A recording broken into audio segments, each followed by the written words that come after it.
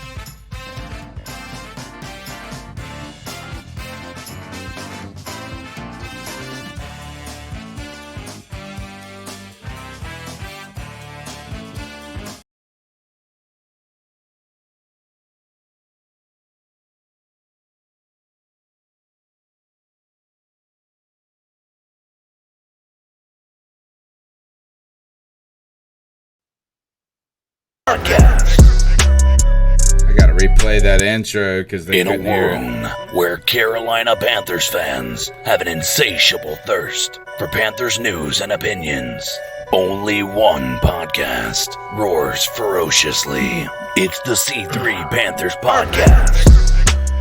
Yo, what's the deal, Panther fans? It's your boy, the Professor, a.k.a. Tony Dunn. It's the C3 Panthers Podcast. It's Thursday night. You think it's Tuesday night because we here, but it's been Christmas and then New Year's. Next year, we won't got to worry about that because Christmas and New Year's probably going to be on Wednesday or something or Thursday, so we'll be all right. But we're here on a Thursday night in 2020, celebrating a new year, a new era. And we're chopping up the latest Panthers news and opinions, and it's all about the fan perspective, folks.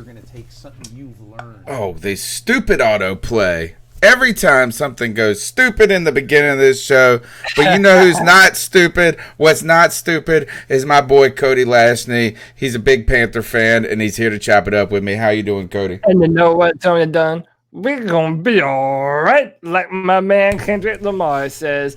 And you know what else is new?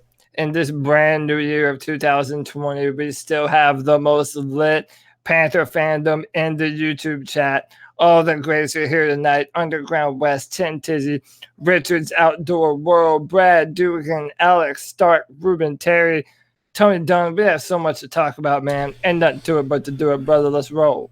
CK's in the house. How you doing, Cody? You know, living the dream, man. New decade, new year. New house.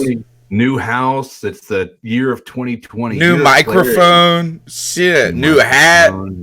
Yeah, new setup. Yeah, sure, man. Sure. Got it all. Got it all. But, you know, it's that the year of clarity with 2020. I think that should be the focus of this year moving forward. Just clarity where we want to go with the future. So looking forward to kind of getting the first podcast of the year off the ground and running, bro. Yeah, man.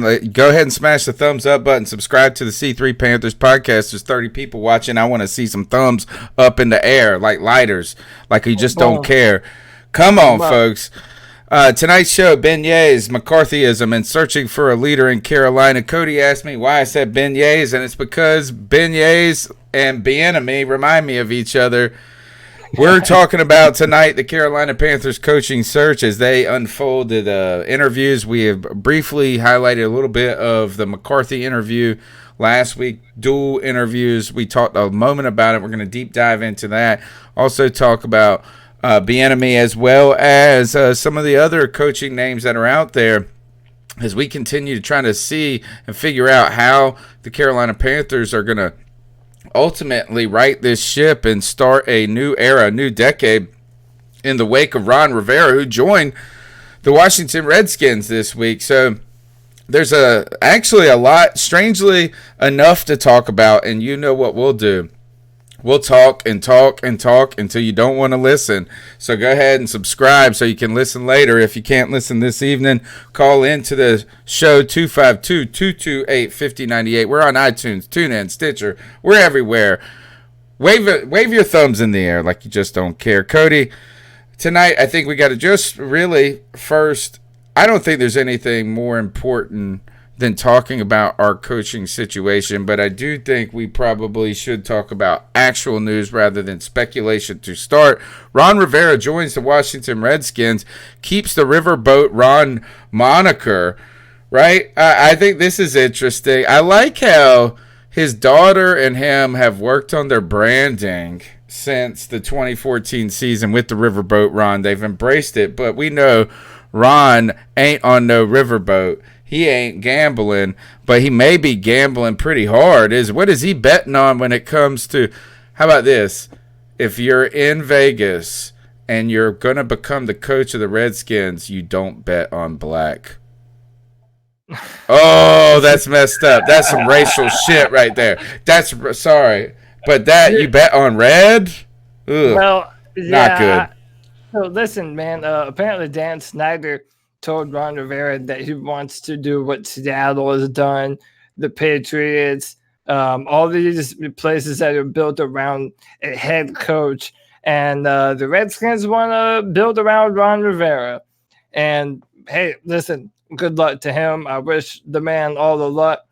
in the world, except for when he plays the Panthers and when he's doing football in the NFC. So strangely, I think it's a good situation for him, Cody, is that the Redskins they've got some good pieces on the defensive front. They're potentially going to be drafting, third or something like that? It is still They're going to get Chase Young. It is still weird to see Ron Rivera talking about another team that's not the Carolina Panthers and talking about the Washington Redskins. And I mean, listen, I'm happy that we moved on. It's definitely still weird though, hearing him. I think my initial thoughts though, Cody, is that it might not be this year, it might be next year, but Washington has potential in the makings of being the 2013 Panthers, a stout ass defense with a front that just beats that ass every week, and an offense that can't score over 21 but wins 12 games. CK, I saw you shaking your head. I mean, there are some defensive parts there. Ron Rivera, they've talked about him bringing in potentially Steve Wilkes into the fold, or that's his intention. And what is the asshole got to go and do and hire Jack Del Rio? I wish we would have had some Jack Del Rio. I thought the same thing, man. Well, it is, hindsight's always 20/20. And, as we've all discovered, Ron Rivera and Eric Washington is always blind. Well, well, what I look at is, beyond all that, I think that Ron Rivera, it takes a lot to want to fire somebody, right? It takes a lot for him to fire someone. And last year he only fired people because it was really his job on the line. And so now he's looking at it from a fresh start. He's able to get somebody in there, that has a good track record of running a defense that's able to actually succeed in the NFL. So it's frustrating, but at the same time, it's not unexpected. For me, I also thought, though, I thought Jack Del Rio, he was going to bring in, I thought he would have been a great fit after, demoting Eric Washington this past year and then Ron taking over. Or when Sean McDermott, actually was interested in when Sean McDermott left. And I secretly believe this was the case when it came to Ron, that he was intimidated about bringing in coaches that would have made good interim coaches. And so, I think that's why he hesitated in bringing in even a Norv Turner to a certain degree. I know he wanted to bring him in. But if you bring in a guy who has had coaching experience and is capable underneath you, it's hard to fire Ron Rivera when Perry Fuel's the coach or Chase Blackburn is the interim or some shit like that. You got Jack Del Rio there who has had I think he's a great coach. His defenses have always played well. He was with the Panthers back in the early 2000s, I want to believe. I think he was under John Fox or something, and then he goes and coaches Jacksonville.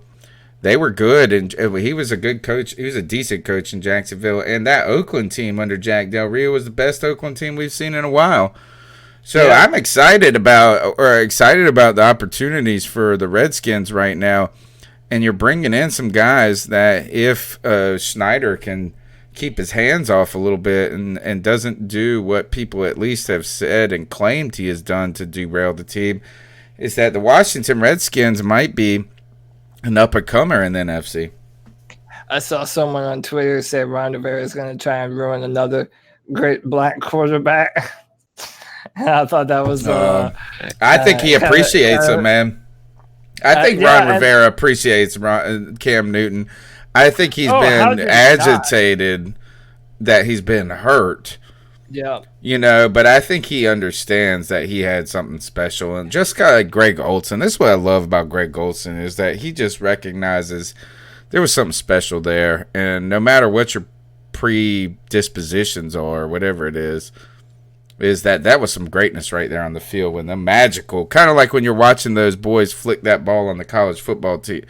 I look at them, Cody, I was watching that Clemson Ohio State game, and them boys just be flicking the ball like 70 yards, like nothing. Yeah, man. I mean, that you're looking at two future NFL quarterbacks on both of those football teams. number one pick type material. And and by the way, I was a fan of Dwayne Haskins. That was actually the first scouting report I ever wrote for drafttech.com was on Dwayne. I think he has a ton of potential, and I don't know, man. Let's see what Ron Rivera does with it. But dude, I'm done talking about Washington. I think that we need to go on and talk about some of these dudes. That one other thing to talk about. Guess who is also potentially being courted to Washington? Oh yes, thank God, Ryan Vermillion.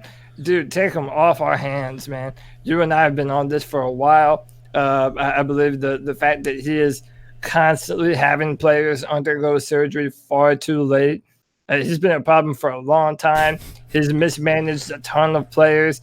Dude, good riddance. Don't let the door hit you on the ass on the way out. I think that this is a clear indication, though, that Tepper intends to move on from everyone.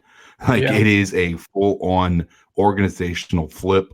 Flip everything on its head. I think. Amen. Thank you. I don't think Vermillion would be interviewing elsewhere if he actually believed that he was safe there in Charlotte. And he obviously doesn't have a job as of today. Yeah. I mean, exactly. But I think Tepper. I think he's the type of guy who's going to let these guys know ahead of time. It may not leak to the media yet, but I think he's already made these guys aware that it's likely they're not going to have a job. So they need to start looking and interviewing so that they have some time and they have the ability to have a competitive edge over some of the other people that may much like he did for Ron and Scott and these guys at the back end. I think you're exactly right. Brad Dugan, I saw it somewhere earlier. Brad Dugan said Ron going to sign Colin Jones to a 5-year contract and sign Cap to be their starting running back for the Skins. No, Ron did not. Yes to the Colin Jones. No to the Cameron Artis-Payne. Cameron Artis-Payne is not beloved by Ron Rivera. He never got a hat. Give Cap a cap is always what we said. Give that man a helmet. He didn't ever get it, but he did hang around. I think this is that I truly believe what's going to happen is Ron Rivera is going to go there. They're going to have that crazy-ass defense. They're going to get like 70 sacks. They're going to run the ball like crazy, and he'll probably start Adrian Peterson over Geis. Yeah. That's perfect. Dude. He's a veteran. Yeah, that's what I think. Missed opportunities. And by the way, Ryan Vermillion going to the Skins can't be a tip of the cap to old Trent Williams. You ever been screwed by a medical staff? Well, meet Ryan Vermillion. Yeah, boy, you're not doing much better. But, all right, so let's see what else we got to talk about tonight. We've got, before we get into it, don't forget, if you're going to go and try to catch a game, the Carolina Hurricanes are playing the number 1 seeded Washington Capitals tomorrow night in Raleigh. You can go to vividseats.com or download the Vivid Seats app. You can sort by seat, by price, and you can get a ticket you want for a price you like. Get the Vivid Seats app, promo code OVERTIME, and you can get up to $100 discount on your first time purchase. All the tickets are 100% buyer guaranteed. But when you go to Vivid Seats that you're going to get a ticket for a price you like, and it's going to be secure. It's going to be easy. It's going to be fast. They always send you notifications for upcoming discounts. Vivid Seats app, be sure to use the promo code OVERTIME. That's right, the promo code OVERTIME. Guys, really the whole point of tonight's show and until otherwise, I think, is going to have to be continued focus on this coaching search and what we are talking about. And tonight's show, Beignets, McCarthyism, and searching for a leader in Carolina is that coaching search. And right now we know this is that the Panthers have interviewed Mike McCarthy twice. They have also requested interviews with Josh McDaniels, as well as I believe have officially announced that they are going to be interviewing Eric Bieniemy. They interviewed him today. They interviewed him today. One of two. They interviewed him today. Yeah. So let's talk about Eric Bieniemy and the hot topic, the hot news, and the guy of the day. Cody, I know this has been a favorite of yours for a while. I mean, I don't know if you like him more than Stefanski. Actually, do you like him more than Stefanski? So I was telling you this before the show. We're in a kind of a weird scenario where, save for Mike McCarthy, I'm really okay with a lot of the names being connected to the Carolina Panthers right now. I'm on record on this podcast, even at the end of last year, saying I really liked Eric Bieniemy.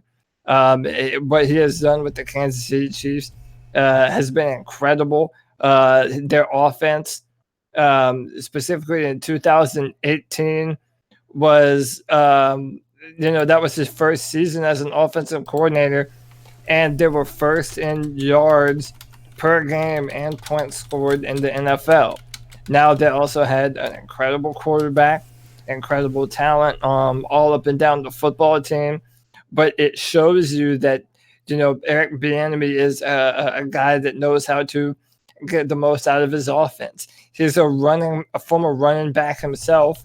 He was in fact drafted by Marty Herney with the Chargers back in 2000. What year was it? Like 1992 or 1993 or something like that? Tell us about this, CK.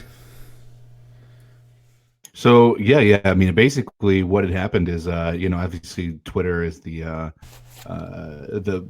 provider of all knowledge of the known universe, and there was a connection between Bieniemy and Marty Herney, where Marty Herney was in Chicago or at the Chargers in San Diego when they drafted Bieniemy in the second round, if I'm not mistaken. And so there's that would be an interesting connection there between those two, because there's, Marty Herney gave him his first shot in the NFL and as a player, and Bieniemy's never been a head coach, correct? No, he's been a offensive coordinator as the highest position. So there's a connection there, and almost a nice circle that kind of brings it back to where Marty Herney now gives him the opportunity to be the next head coach, his first head coaching position. So first chance in the NFL and first chance in the NFL as a head coach as well. RT 1981 says, didn't even know Herney was in the NFL in 92. And I agree. I had always heard that Herney was a newspaper guy or a media dude who found his way into the NFL, into personnel. No, he was an assistant general manager to the Chargers in 1990. So he must have been even before. That must have even going way back into the 80s, I'm thinking of. Now, this is Marty Herney has hired Ron Rivera, gave Ron Rivera his first chance as a head coach, who also had a San Diego connection. Now we might know a little bit more about why that San Diego connection existed, even though that sounds like it's decades before where Ron Rivera was. But Bieniemy has been an offensive coordinator, I believe, at Colorado or Colorado State. I'm not 100%. He was in 2010. He returned to Colorado, where he played football, and he was the offensive coordinator under their head coach John Umbry. And he wasn't there very long. People have known about him for a long time. This is a guy, so he was with the Minnesota Vikings at one point in time. He was the leading rusher in the NFL that year with 1,341 yards in 2007. Wow. So he's a good player, too. Yeah, a good player. So listen, now that we're moving into an era where the offense is so centered around Christian McCaffrey, it's really hard to imagine a better coach to get Christian McCaffrey involved in more inventive kinds of ways that even the Panthers haven't been using him. And yet Christian still became a 1,000 player this year. So he's coached guys is that he has only recently taken over the offense. I think Bieniemy is hired by the Chiefs in 2013. Was not promoted till last year to the offensive coordinator, but only 2 years as offensive coordinator for the Chiefs. But guys, that offense has not been lacking in Kansas City. rookie quarterback, or basically a rookie quarterback last year. And Patrick Mahomes slated Kareem Hunt, Tyreek Hill, Sammy Watkins. Now, here is the one concern I have when it comes to this this resume is, boy, you're talking about having some tools, and you're also not in the toughest division at the time. So the Chiefs have been, picking at, in my opinion, a little bit of low-hanging fruit in that division, as the Chargers have stunk, as the Broncos have struggled to find a quarterback, as the Raiders have stunk. And they've also, they have had lightning in the bottle, but you're talking about having a lot of parts there and a lot of explosive parts that we wish we would have had at the time. Now, we think we do have some of those. But, guys, as Bieniemy, are there any concerns that he's a product of the situation? Not a product of the situation, but has benefited from a very conducive situation as offensive coordinator? You want to go first, okay? I have my thoughts. You take it, man. Yeah, so, I try and judge Eric Bieniemy on what I know he was in control over, and that was the running back position. He was the running back coach for the Kansas City Chiefs. And if you look at Jamal Charles and Kareem Hunt was a 4th-round draft pick and then came in, and he was looking to be the offensive player of the year that year. It's the same draft as Alvin Kamara and Christian McCaffrey. And you look at what running backs in Kansas City's system have been able to do for such a long time, and his resume kind of speaks for itself. Andy Reid's coaching tree is kind of legendary at this point. A lot of real names have come from that tree, and Andy Reid speaks higher of Eric Bieniemy than he's ever really spoken about any of them. You're talking about, Reid is a guru of NFL offenses, and he talks about this guy like he's the next version of himself. And Eric is from New Orleans, so imagine how awesome it would be to have a coach from New Orleans to beat the hell out of New Orleans every year. This is a little crazy when you look at the Andy Reid coaching tree. Of the 10 coaches, 7 have led teams to the playoffs. Matt Nagy, but you also have John Harbaugh from Baltimore is considered under the Andy Reid coaching tree. Doug Peterson, Ron Rivera, and ex-Minnesota Viking Brad Childress. All coaches. Pat Shurmur, Todd Bowles. I'm a Todd Bowles fan. I know you guys think that's crazy, and I'm probably going to get calls about it. But I think he is a good defensive mind right there. As you're talking, and these guys are under, and Andy Reid is under the Mike Holmgren tree, right? And Mike Holmgren goes back to John Gruden, Steve Mariucci, Andy Reid. So there is, one of the things that's interesting about this, Cody, is that sometimes you look at these coaching trees and you think that they're gonna learn so much and be successful, but we've also seen some very good coaches that their assistants have not done a lot. I think of Pete Carroll. I think of Bill Belichick in some ways. Yeah, and listen, it's kind of a crapshoot. You're taking a gamble. No one has a crystal ball to look into the future. But one of the things when I, in the draft community, there's this, people tend to make player comparisons. So if we're looking to draft this player, you can reasonably expect that he will look like, example A or whatever. But part of the reason I don't like to do that so much is because I don't ever want to judge another man based off of what another man before him couldn't do. So I don't know. I'm not really looking at what coordinators did or didn't work out. You have to do your due diligence and think, is this head coach going to be able to utilize the talent that we have on our roster? And in a modern NFL where teams are throwing the ball more, we know that he knows how to do that. And he's a running back coach, and his running backs always produce. So we're never going to have an offense that isn't. Well, we don't need a running back coach. We got one. Or the other. No, I'm just kidding. You're right. Is that putting him with Christian McCaffrey might make even more, something more magical, which is crazy to think of. I was listening to some Eric Bieniemy before the show, just some of press conferences from last year. And one of the things I really liked about him is he talked more about the defenses for other teams than he talked about his own team. But he also did conclude his discussion of those defenses with, like, hey, we have to do what we do well as well. Like, not just only think about them, but stick true to who we are.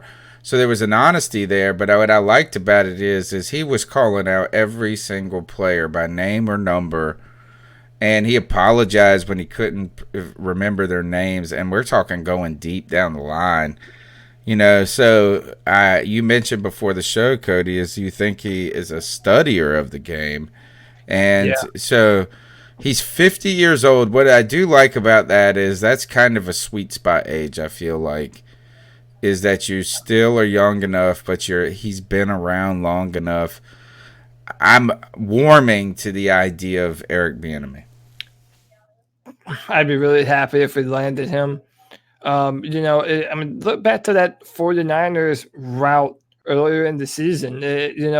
I said at the time, people might think I'm crazy now, but on paper, when you look at our roster and their roster, that there wasn't a lot of difference. We had an incredibly talented football team. The difference was Kyle Shanahan knew how to game plan Ron Rivera's defense. And Eric Bieniemy is the type of guy that's going to be able to do that same thing to opposing defenses. He knows what's coming. He wants to give our offense favorable matchups and be able to move the ball, both running and throwing the football, using a lot of new modern concepts. I mean, we honestly haven't even used Christian McCaffrey to his full potential, as crazy as No, we've kind of just used him as a normal player.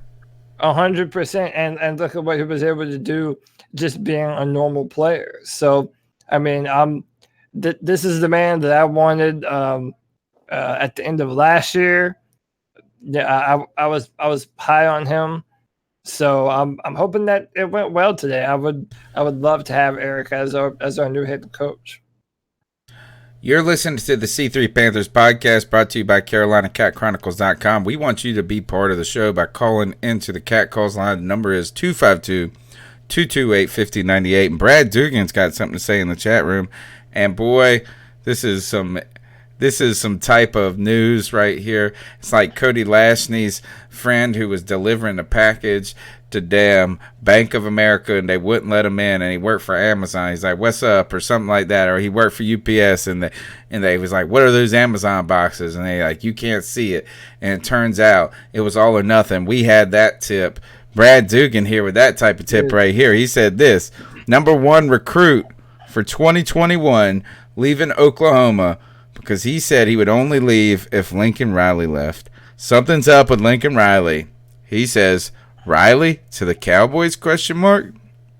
I want to say Riley to the Panthers, ? Cody? You know, I've almost even pushed it out of my mind because I didn't. I'm the same way. Like, it was something that I mentioned doing a long time ago now. You and I I know you're a fan of him. He has the ECU connections. I don't know. I'm kind of, dude, if I was him, he did everything that he could possibly do with Oklahoma. Like, you're not going to be able to make that team any better than what it is and be able to compete with these SEC powerhouses and Clemson and these other football teams that are just built stronger and tougher. That's not how you win football in the Big 12.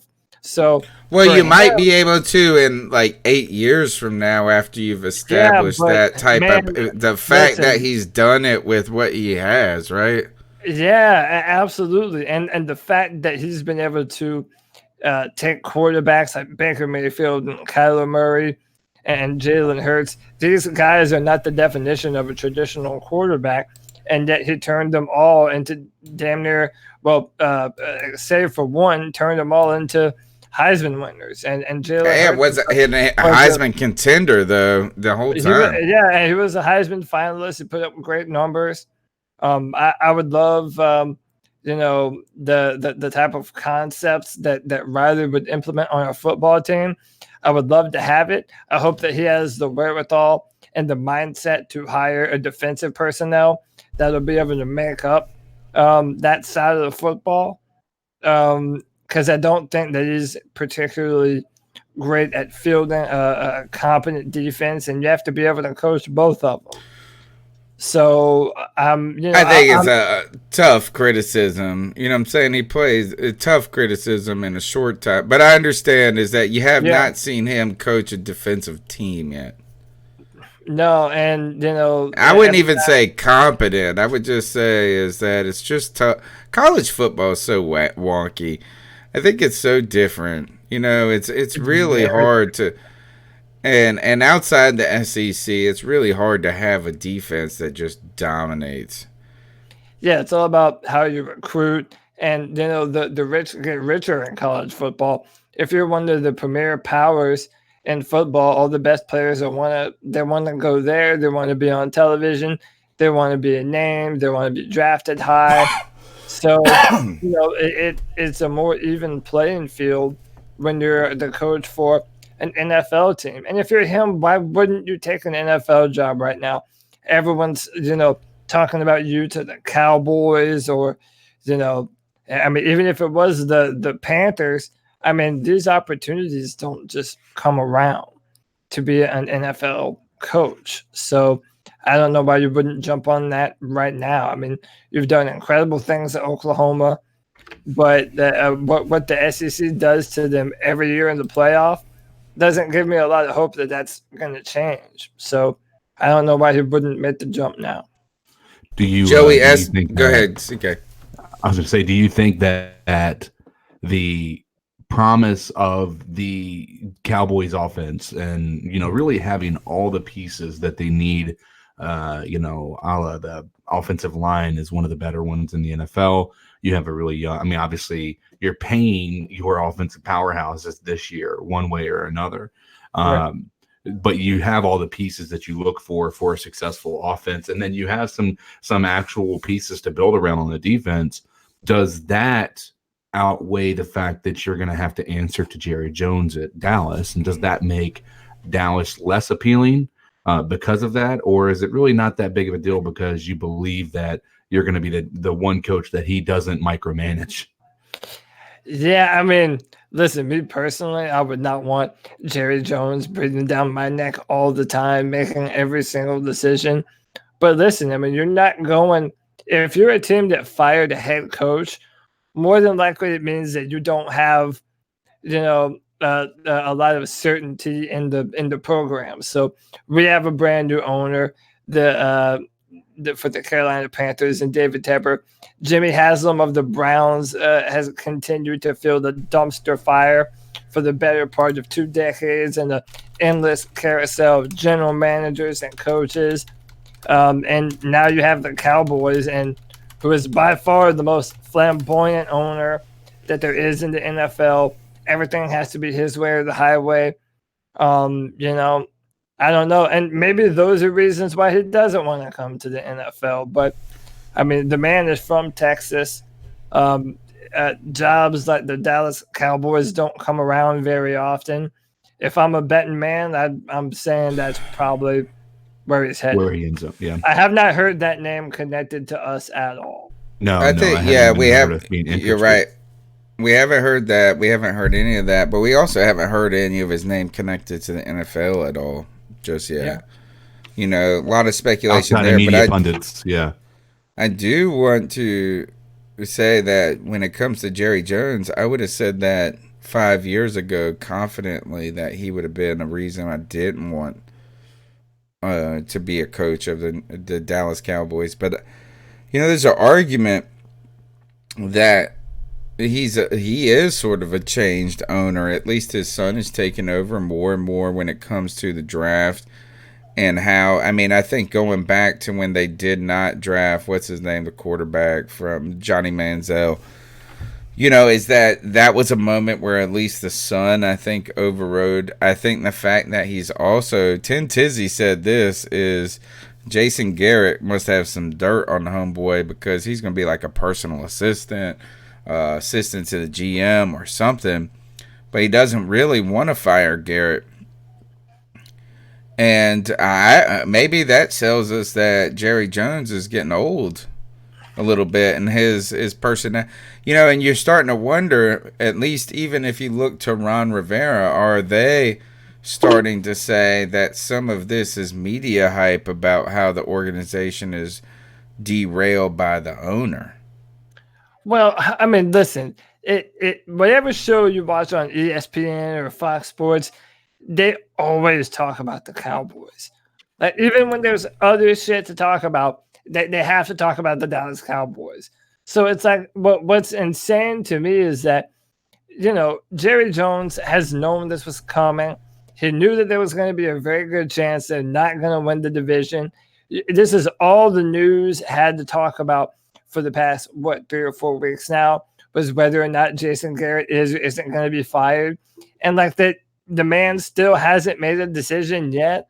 Like, I don't know, CK, I know you had a theory that maybe they're just trying to move him around in the organization and kind of move him somewhere else. Well, how many? They've had multiple meetings with him, right? So yeah.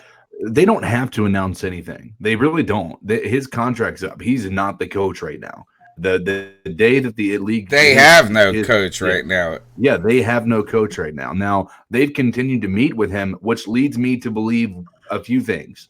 Number one, either he is going to be the answer for them at least for one more year, or they're trying to keep him within the organization, but maybe try to convince him to take a step away from the head coaching position that he's in now.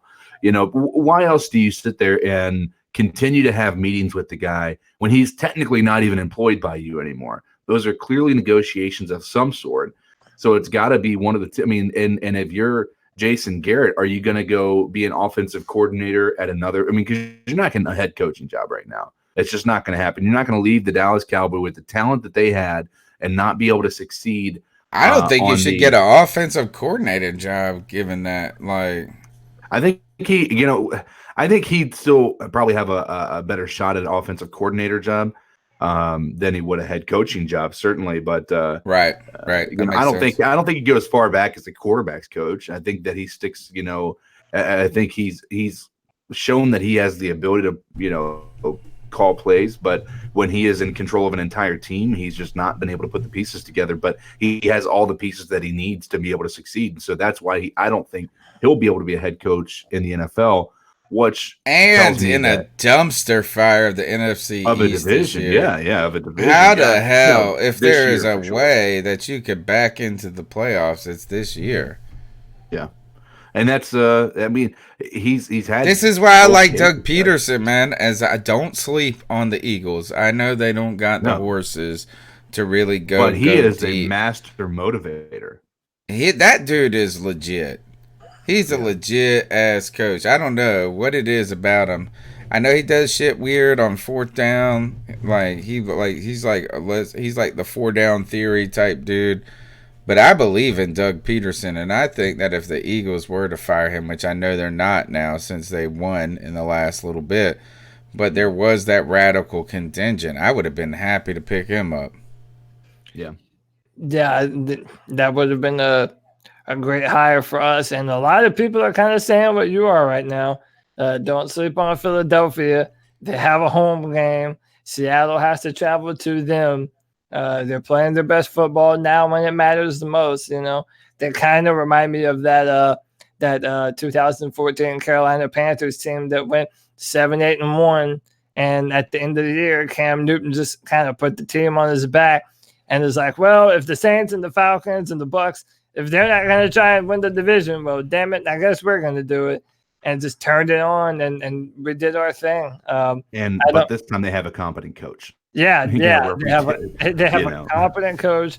They have their quarterback. All their receivers are injured. But, yeah, man, I think that all the names that are linked to the Panthers right now, at least one of those dudes has to be our own version of Peterson, one of these new guys that thinks about football in an innovative way, and we so desperately need that right now. You know, Peter. Go ahead, CK. Go ahead. Well, what I was going to say, obviously the Athletic has a really good article that kind of breaks down each one of them. And one of the things that they do note with Eric Bieniemy is that he has not only does he obviously have the ability to motivate these guys and earn the respect of the players, being that he was a player, but apparently he's really adopted the statistics part of things and trying to go into the new generation of how things are being done. But he also has a knack for designing protections that keep Pat Mahomes safe. And that part is what I'm most interested in right now. If you can have a good quarterback, if you can protect him, keep him off of the ground, keep him healthy, that quarterback is going to be able to pick apart defenses.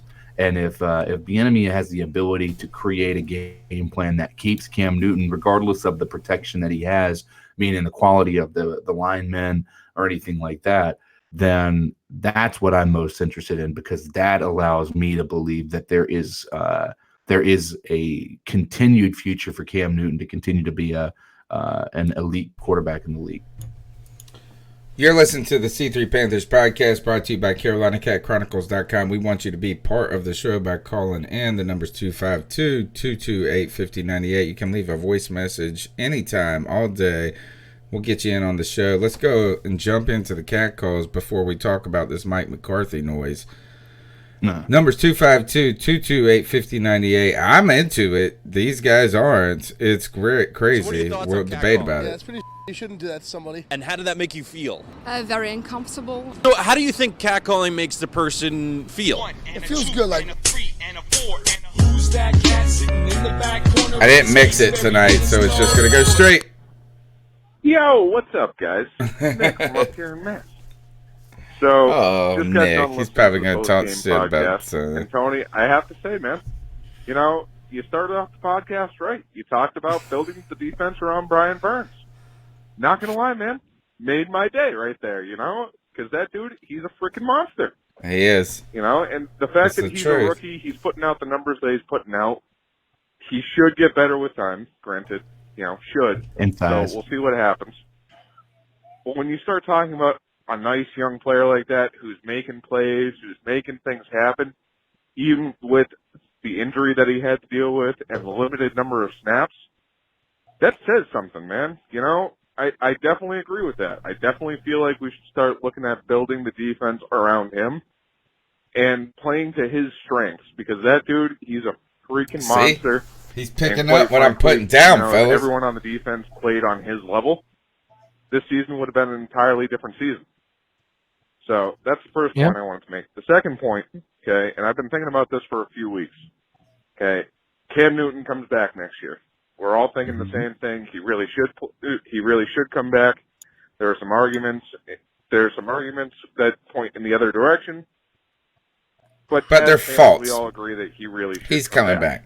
Now, shouldn't our backup play the same style of game that Cam plays? Shouldn't our backup quarterback be a very mobile quarterback? I mean, I get it. Cam is like a once-in-a-lifetime sort of quarterback. But why would we have a different backup, somebody who plays a completely different style of ball, whenever we have an offense that should be, quote-unquote, should be, built around our quarterback? I.e. Baltimore. So, I mean, built a team around a player. To make that happen, that means that you're either going to be drafting a quarterback, and you're going to be drafting relatively high in order to get the quarterback that you want, and that's not going to look good for us. It's not going to give us the answers that we've been looking for all this time. But that's just something to think about. The other thought on Cam is, you guys have said multiple times that whenever Cam has been calling audibles, that we've been by far more successful. Sorry about that. Timer. Cam has been, we have been by far more successful when Cam has been calling audibles. Now, shouldn't we play to that strength and maybe let Cam do the same thing as, I forget who it is, that is it plays the same style of football, you know? Or not same style of football, but likes to call audibles and likes to run the offense. Well, stop it. It's going to go to next call. All right, got it. All right. What, Nick? Holy cow. Best call ever. Did not spend the time either throwing shade at Tony. Look, he said this. Did you hear the beginning of his call? He said, I thought I was going to have to throw shade at you. But then you said build the defense around Brian Burns, which is the truth, man. I'm telling you, is that Cody, I'm just trusting Cody on this. And I'm trusting the other thing is that my man's on every fucking play I've ever seen him play on. Like I have a rule when it comes to defensive players. If they're in the screen every time I'm watching television, it's a good thing. Yes. Like, you know what I'm saying? Like, if you ain't in the picture, if you somewhere off there or that, Brian Burns, Luke Kuechly, I used to always say this about Luke Kuechly. He's always in the fucking picture. He might not be the guy making the play, but he's always around the play. He's always in the play. He's a camera whore. He always has to be in the picture. Yes.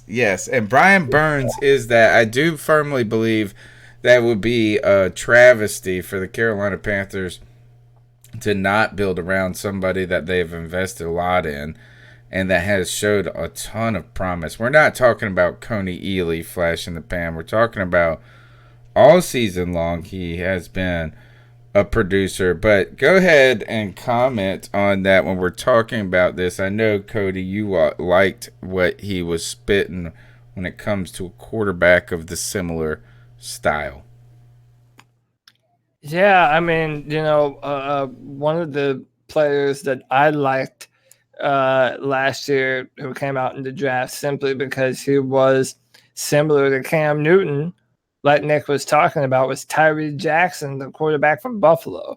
The dude's like 6'7", has an absolute cannon for an arm. There was a clip of Steve Smith at the combine going up to him and berating him and telling him not to throw the ball so hard at the receivers because it's going to hurt their hands. That would have been the perfect kind of quarterback. And he was mobile. And he would have been available later in the draft. I think he went undrafted even. So, I think this is kind of the hesitation around Marty Herney. He had Kyler Murray ranked below Will Grier. And that's just absolutely. You don't think he really? You don't believe that. Nobody really believes that. They put out a report that the Panthers did not value Kyle. Why? Why do you not? Because he was going to be number one, so there's no reason to even think about it. But that's not even how they do it. That would be like, is that? Do I think my wife is the hottest woman in the world? Hell yeah. But do I like Katie Holmes? Hell yeah.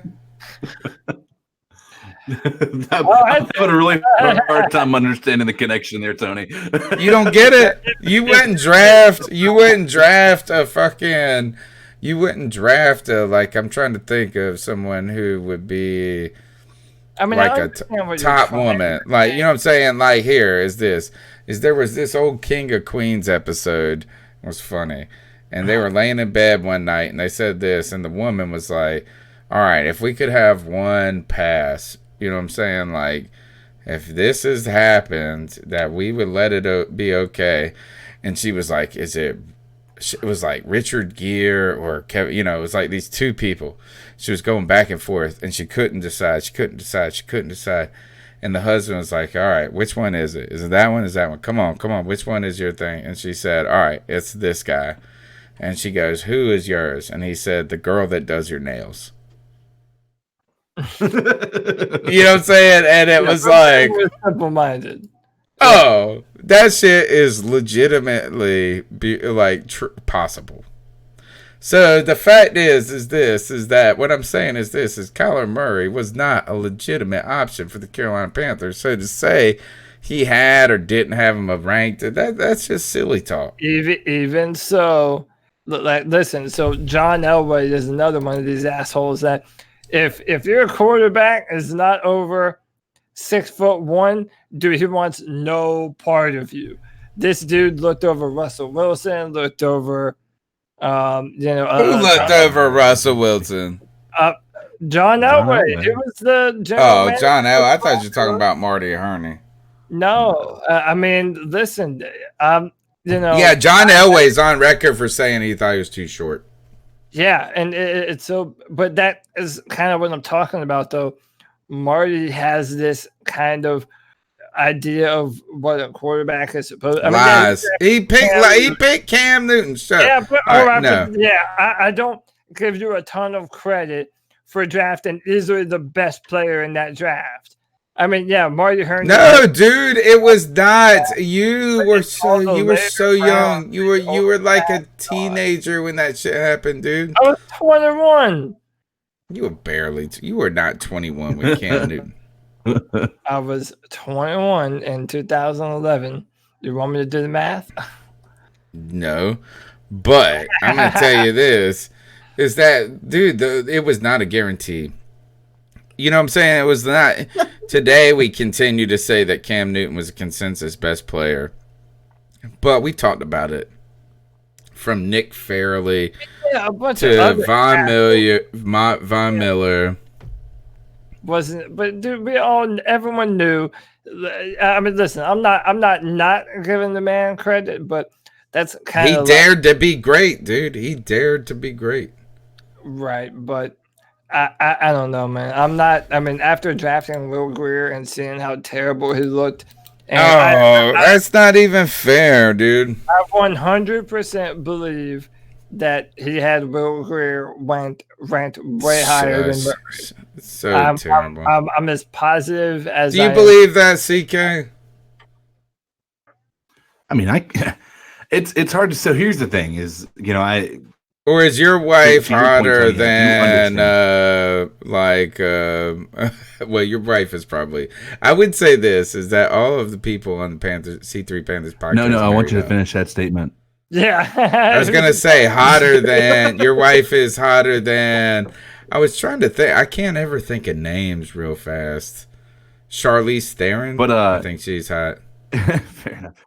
So what my point that I was going to make was, to say that he wasn't, like, let's say that report was reality, and your point is that why would they have him? Why would they even put much effort into grading him? There's no chance that he's going to be a Panther, right? Well, the problem is there could have been. Or why would you say it? Happen between. Why would you say it after the fact, even though? You know what I'm saying? Like, if I married my wife and she was the second choice. I wouldn't be like, oh, well, it turns out you really were second choice. You just felt like the other person got snagged before you. Was the statement that he was the highest rated quarterback on their list, or was it he was the highest rated quarterback that they realistically had the shot of getting? Because that's two different things. No, not the highest rated on their list, but so even if a team, he just said he was first round material. That's all he said. No. They had Will Grier. Not that he was their first pick, but that they had Will Grier ranked ahead. This is such a lie. This is such lies. This is lies. Even if you're not in the range to draft a person, like, teams still do their due diligence on evaluations and scouting reports. Do you believe this, chat room? Chat room, do you believe this bullshit? There's no way. Hey, man, I'll be interested to see what the chat room thinks. Do they think that Marty Herney had Will Grier ranked ahead of Kyler Murray in last year's draft? I 100% think so. No way. All right, we're going to the next call. The number is 252-228-5098. We also got, I think, maybe some special guests coming later in. I cleared out the room since Greg's not here. Made sure Greg was not here for this, but I'm bringing on formerly known as the First and 10 podcast dudes, also known as Titletown Brawl now, and to maybe hopefully talk about Mike McCarthy around 10 o'clock. The number is 252-228-5098. Don't worry, I got I cleared they're safe. Greg's not here. But I kind of want Greg just to pop in, to be honest. Yeah, I know. Let me talk to Greg real quick. He's gonna call. I know he called in tonight since he couldn't be here. He wanted to be here tonight. Number's 252-228-5098. We got a couple of older calls sprinkled in too. So guys, cover this call for me as I go. What's up, fellas? This is lighten the load. Train, man. Obviously, I love the show. Keep doing y'all thing. Appreciate y'all. So we're looking back at the last decade, man. I think for one, I think we had some pretty good success, right? Like, I think the most impressive thing we've done in that last decade was one, we had our first MVP represented by the Panthers. That's pretty cool. And two, the hardest thing, the hardest feat we accomplished was we won a division 3 times in a row, which was never done. Yeah, we made it to the Super Bowl. Oh, yeah. I think it's harder to win a division 3 times in a row than it is to make it to the Super Bowl in one season, but that's just me. Anyway, I'm going to make a quick analogy. I'm looking back at the last decade, and I think the Panthers are kind of like in the NFL. I think the Panthers are like teenagers, right? Like, we're looking out into the world that is the NFL and trying to figure out our play. We never had back-to-back winning seasons. We're still trying to figure out, like, what it means to be a true, like, NFL juggernaut year in and year out. And I think we just had a lot of growing up to do. And that was exposed this year by Dave Tepper. Look at all the things that he's doing that teams have already done. So if we look at the adults in the league, right, the quote-unquote the adults in the league, that's going to be the Patriots. That's going to be Green Bay. They've had a lot of success recently, but even the Raiders and, like, the kind of stuff that they do with their stuff, Dave Tepper is literally installing infrastructure, trying to growing us up, like maturing us from being a teenager to an adult with, like, you know, physically the practice facility, which isn't even a practice facility, it's just a big-ass bubble in the middle of the field. Think about this. Yeah. This goes back to the teenager analogy and growing up. If it rained hard outside, we had to practice in the convention center. An NFL team, when it rained outside, we had to go into a convention center and practice on the carpet. That's not good. So Dave Tepper's installing and it was acceptable to Jerry Richardson. Advantage, you know, with practicing and everything. Look at the HQ thing he's doing down in South Carolina, which is going to be the real practice facility and where, you know, camp is held and offices and all that stuff. Look at the progressive-minded people he's looking out to try to put into our office, like with, you know, putting analytics at the forefront and everything like that. I think last decade it was more about growing up, being a teenager, growing up. I think this decade, the next decade, 2020 to 2029, is going to be straight up adulthood. This is when we come into our own, and this is when we figure out, like, damn, like, we're juggernauts now. Sorry for the long message, man. I love y'all. Happy holidays. Peace and love to y'all, man. One. Love it, man. Thank you so much for the call. Tony, start it over real quick. Let me hear his name again. Coltrane, my man. Yeah, man. No, he had a great point, Tony. I know you kind of missed most of it. He was like, if you look at NFL teams as people, you know, the adults are the teams that, you know, the Packers, the Patriots, the Raiders, all these teams that have been through it. They have a long, storied history in the NFL. But if you look at it, the Carolina Panthers, relatively, we're like a teenager football team. I mean, when it rained, we were practicing in event arenas or event stadiums in the hotel, like the ballrooms or whatever. So drinking beer in the back room. Yeah, and we have had talent, though. The good news about that is 2 Super Bowl appearances in a short span. You know, I always like to tell the Falcons fans, like, suck my D when it comes to you talking shit about us and owning us. Your ass ain't won no Super Bowl. You've been in the league for like 50 years. 60 years. You know what I'm saying? Yeah. Oh, by the way, before we go any further, RT 1981 makes a great point. Marty Herney also drafted Jimmy Clausen in the second round. And everybody said he was that. Now, to be fair, that's like... Yeah, but he's not everybody. It's his job to know better. Clausen was bad. Clausen was bad. I can't, man. How you can't defend that? I mean, you can't defend that. That was I mean, that was a sigh of defeat you just had there, Tony. Just I mean, I want to say that. I mean, it comes back to this: is that how about this? Is that if he had Will Grier like rated as number 1 on his board, Clausen was rated number 1 on everybody's board that year. Not everybody's, but you know what? He fell for a reason. And, the Panthers, I think they were in desperation mode. They needed to. Like, it was almost silly not to pick him. But he was fucking terrible. He was the worst. He might as well be picked by John Elway. He was fucking terrible. You know what was the problem with Jimmy Clausen is he had a little dick. That's my theory. He had a little dick. What? And the reason I don't know that, but what I'm saying is he didn't have a big one. And my point being is he was scared. He was scared to throw the ball downfield. So he always checked off. He always threw underneath. He had somebody needed to give him a blue pill. I didn't know you were Carolina blue pill. I didn't know you were such a size queen, Tony Dunn. What the hell, man? Well, I tell you one thing is that it might not matter, but at every stage, but it does matter at some point. If you say so, champ. Dude, listen, man. I don't know. I'm just saying, Will Grier sucks. Did not play well. Couldn't beat out Kyle. I don't care about Will Grier, man. Who gives a fuck about Will Grier, though? We better hope that either Cam Newton comes back or we have the number 1 pick of the 2021 draft.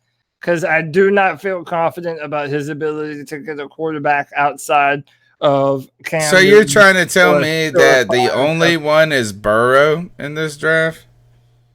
No, not in this one. I like. I would put Burrow 1, Tua 2 because of the injuries, and Justin Herbert number 3. And so without the injuries, would you put Tua above Burrow? That's tough, man. Probably, maybe a little bit, because I've had more than one season of Tua being a really good quarterback, and Joe Burrow only has the 1 season. But dude, Joe Burrow's gonna be fine. Is Herbert the guy that plays for Oregon, or is it the dude that plays for Ohio State? Yeah, Herbert is the Oregon Duck quarterback. I like that Ohio State cat. Can he not come out this year? Him and Trevor Lawrence are in the same draft. Oh, that dude looks like a fucking NFL player, bro. You know who else does? Trevor fucking Lawrence, bro. Shut up, man. That shit, he is not gonna be able. I tell you this is, I sent you a message and you were mad about it, and I didn't want to argue about it. You're wrong, and I'm right. That running shit ain't gonna work for no Trevor Lawrence in the NFL. Them motherfuckers are gonna fucking chase him down. They've been saying that about him for 2 or 3 years now, and it's no way that shit is gonna fly. It's different from college to pros. You're listening to the C3 Panthers podcast. Numbers 252-228-5098. We got a couple more calls, and we got to talk about Mike McCarthyism. So that's what I was saying before I was so rudely cut off by your time limit. No, just kidding. But I mean, shouldn't we've been thinking about shortening this big name offensive coordinator, something like that? Shouldn't we do something in the aspect of let Cam take the reins more often than he has? Let's see what the guy can do. I mean, he's been playing football for how many years? I gotta pause it here. And this is thank you, Nick, for bringing this up.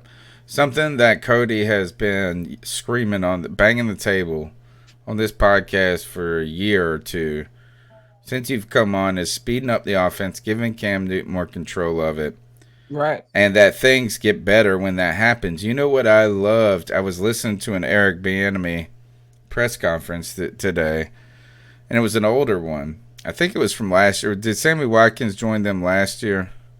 2017. So it wasn't this year. So this is 17. This is his second year with them, correct? So I was thinking, I think I was listening to a press conference from last year. Second or third. And one of the things that he said is he said players are going to make mistakes, and we're all right with that. Well, we want to know why they made mistakes. But he said this: we want your asses out there playing fast and confident. Not thinking, playing fast. Playing fast. It's like, and if you make a mistake, no. Do we want it to be, he said this, do we want perfection? Sure. But we understand people are going to make mistakes. I want my guys playing fast, feeling the game. That shit is what Cam Newton needs. Yeah. I mean, I don't know. I'm sure there's got to be some stats out there. But if you look at the stats or even just film on Cam Newton running that hurry-up offense, I don't know if there's many quarterbacks better. I mean, because you almost feel like every time we're in that hurry-up, he is getting the ball out and making the correct reads. He's able to command the huddle. Or the lack of a huddle, I guess you could say, and the hurry up. But I mean, he's just been able to do that. And so if Bieniemy is saying that he has the will to run an offense based on what their players are capable of doing, well, we know Cam Newton's capable of running that. So that actually would be exciting. The only thing is I'm not sure our defense is capable of holding up under the pressure that's going to be a constant. Well, I think there's a difference, too, between playing like what a Chip Kelly style is intended to get more plays. But other than what I kind of read from this press conference was Bieniemy was saying, I want guys reacting, not thinking. Yeah. And I think that how they got here. That's exactly. You know, that's. I mean, they've got a decade of experience reacting. You know, because that's what they've been able to do. That's how they got to this point. They've reacted to the game, and then obviously you get to the college level and you start to actually understand the game a little bit, and then the NFL hits, and now all of that reaction and that natural gift is culminated into intelligence that you're going to be learning from your head coaches. So. Yeah, what a comment. Yeah, what a comment there. And I agree 100% with what you're saying, CK, because you see these guys, particularly, we think of the greats, we think of Tom Brady's, we think of the Drew Brees, and we think of the Aaron Rodgers. But one of the things they do a lot of times, and Phillip Rivers is probably the worst out of it because he just chunks it up whenever the fuck he wants to. But they know the situation and they just go with it. You know, it's like, oh, got you. I'm throwing it there, and my guy either makes the catch or he doesn't. You know, and it's not overthinking. It's just playing as fast as they can. And that is what Bieniemy emphasized. And having a former player who is a coach can understand. Let's go back to Nick and Mass. Thank you for the call on the Cat Calls line. Numbers 252-228-5098. You know, maybe we should just let him take the reins and see how we do for a couple of games. You know, who knows? Maybe we could do a heck of a lot better than we would have before.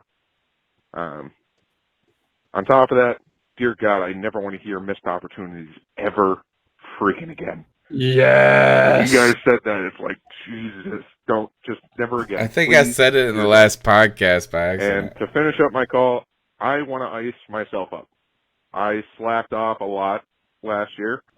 And Josh, I know you're hearing this and you're probably like, what the hell is he talking about? But I slacked off a lot this past year, and I need to stop doing that. So, Tony, I know you're going to love that one. Yeah, you know, Nick, stop slacking off. You over the last year, but fucking love the show, guys. Listen every week. Slacker. Hope you guys all had a Merry Christmas, Happy Holidays, a great New Year. Hope you guys all stayed safe and everybody had a good time. But keep pounding, guys. Yeah, I hope it snows like 2,700 inches for you. No, I'm just kidding, Nick. You're my man. You're my boy, Nick. Guys, he has brought up a lot of good points. We are shortly going to be joined by Titletown Brawl, a.k.a. Jay and Dave, maybe just one or two, who also got beef, you know, who Greg made them mad because he kept... Okay, so listen, man. They're watching right now. Stop. We can't. I kind of sold you on Eric Bieniemy a little more than you previously were sold. So listen, man, me and Cody Squared over here, me and my man CK, we're not big fans of this McCarthy pick, and you're over here. I'm all in. So I'm all in. Hey man, I'm all ears, bro. Sell us on why you're now all of a sudden so infatuated with the big guy from Pittsburgh. All right, Pittsburgh, Green Bay. He's from Green Bay. But he is born in Pittsburgh. Really? So you're like that's like being like from that's funny. You've been dropped like that's like where Ron Rivera was truly born. Well, interesting. A lot of people are saying, "Hey, David Tepper's from." All right. So here's my number one thing is that today I watched before in preparation for the show. I was trying to look at some stuff from Mike McCarthy, look at some stuff from Bieniemy, and I was trying to get some real just to them some FaceTime of these cats actually speaking. See how I can feel about them. Now, Mike McCarthy did a 45-minute interview with Peter King on NBC Sports. I thought it was really good. And I'm going to tell you this, as I've been saying over and over and over and over again, is that I think getting a guy in here who has had some head coaching experience is beneficial. It's valuable. And I understand the want for the next new thing, the next beauty. But, there's something to be said about Madonna. And Madonna, she's been a superstar multiple times throughout her life. She got her finger on the pulse. She was reborn her image in some ways. And this is what I sort of thought with Mike McCarthy was a potential. Is a guy who had some very good success in the NFL. He won a Super Bowl. And then is fired and had a year off to reflect. And that's where I continue to come back is I heard this interview, guys, and I heard Mike McCarthy talking about being growing. And for someone who has a career, I just actually entered and not that you guys don't. I didn't mean it that way. What I mean is I just hit my 10th year in my career. Right? Is at my job, I've been there for 10 years. And I do see it more than a job. It's been a career. It's been a very important thing in my life. And while I was very talented in my early years, I did lack a perspective. And I wonder if this is that the humility of being fired and the experience that Mike McCarthy brings, if that equates to a new birth, like a reinvigoration with experience. That's what I like about the Mike McCarthy thing. I have 2 points. All right. So I have two metaphors, I guess. So first metaphor being let's deem the Panthers of being a female in an abusive relationship. Okay. Oh. She finally comes up with the actual courage to leave that relationship. Then this is the best metaphor ever, by the way. Then what she does is she finds somebody who says, man, I used to be the same guy, but I've learned from my mistakes. And all of a sudden, she is now dating the new guy who says he has learned. Like, he's different. He's a different guy, but he's done the exact same things. And then literally 6 months later, when they're actually you're not sitting there and having hours to sit there and contemplate your moves. You're just realizing you're back in that abusive relationship. Second metaphor is Mike McCarthy saying that he has learned and changed is like lying on your resume to get a job. So let's talk about The Office. Daryl, he puts on his resume, he helped package billions of pieces of equipment or what is it of 1 billion units, helped ship and package 1 billion units. And they ask, 1 billion what? He said, pieces of paper. So saying like I've learned is like fudging the resume to make it look like you're that much better. But right now, he can sit there and say all of these things. But what we have is a long history of him saying almost identical things while he was in the Packers uniform. Why do you... All right. So, first of all, it's super funny. And that was amazing. Metaphoric relationships. Except for I just wanted to punch you in your face and say, get back in the kitchen.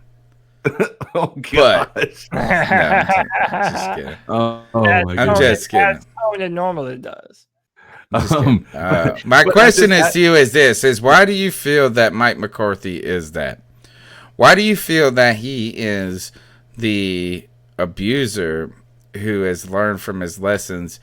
What I see him as is this, as a Super Bowl coach who won a Super Bowl and who had a lot of success, but also maybe could have found himself in a rut.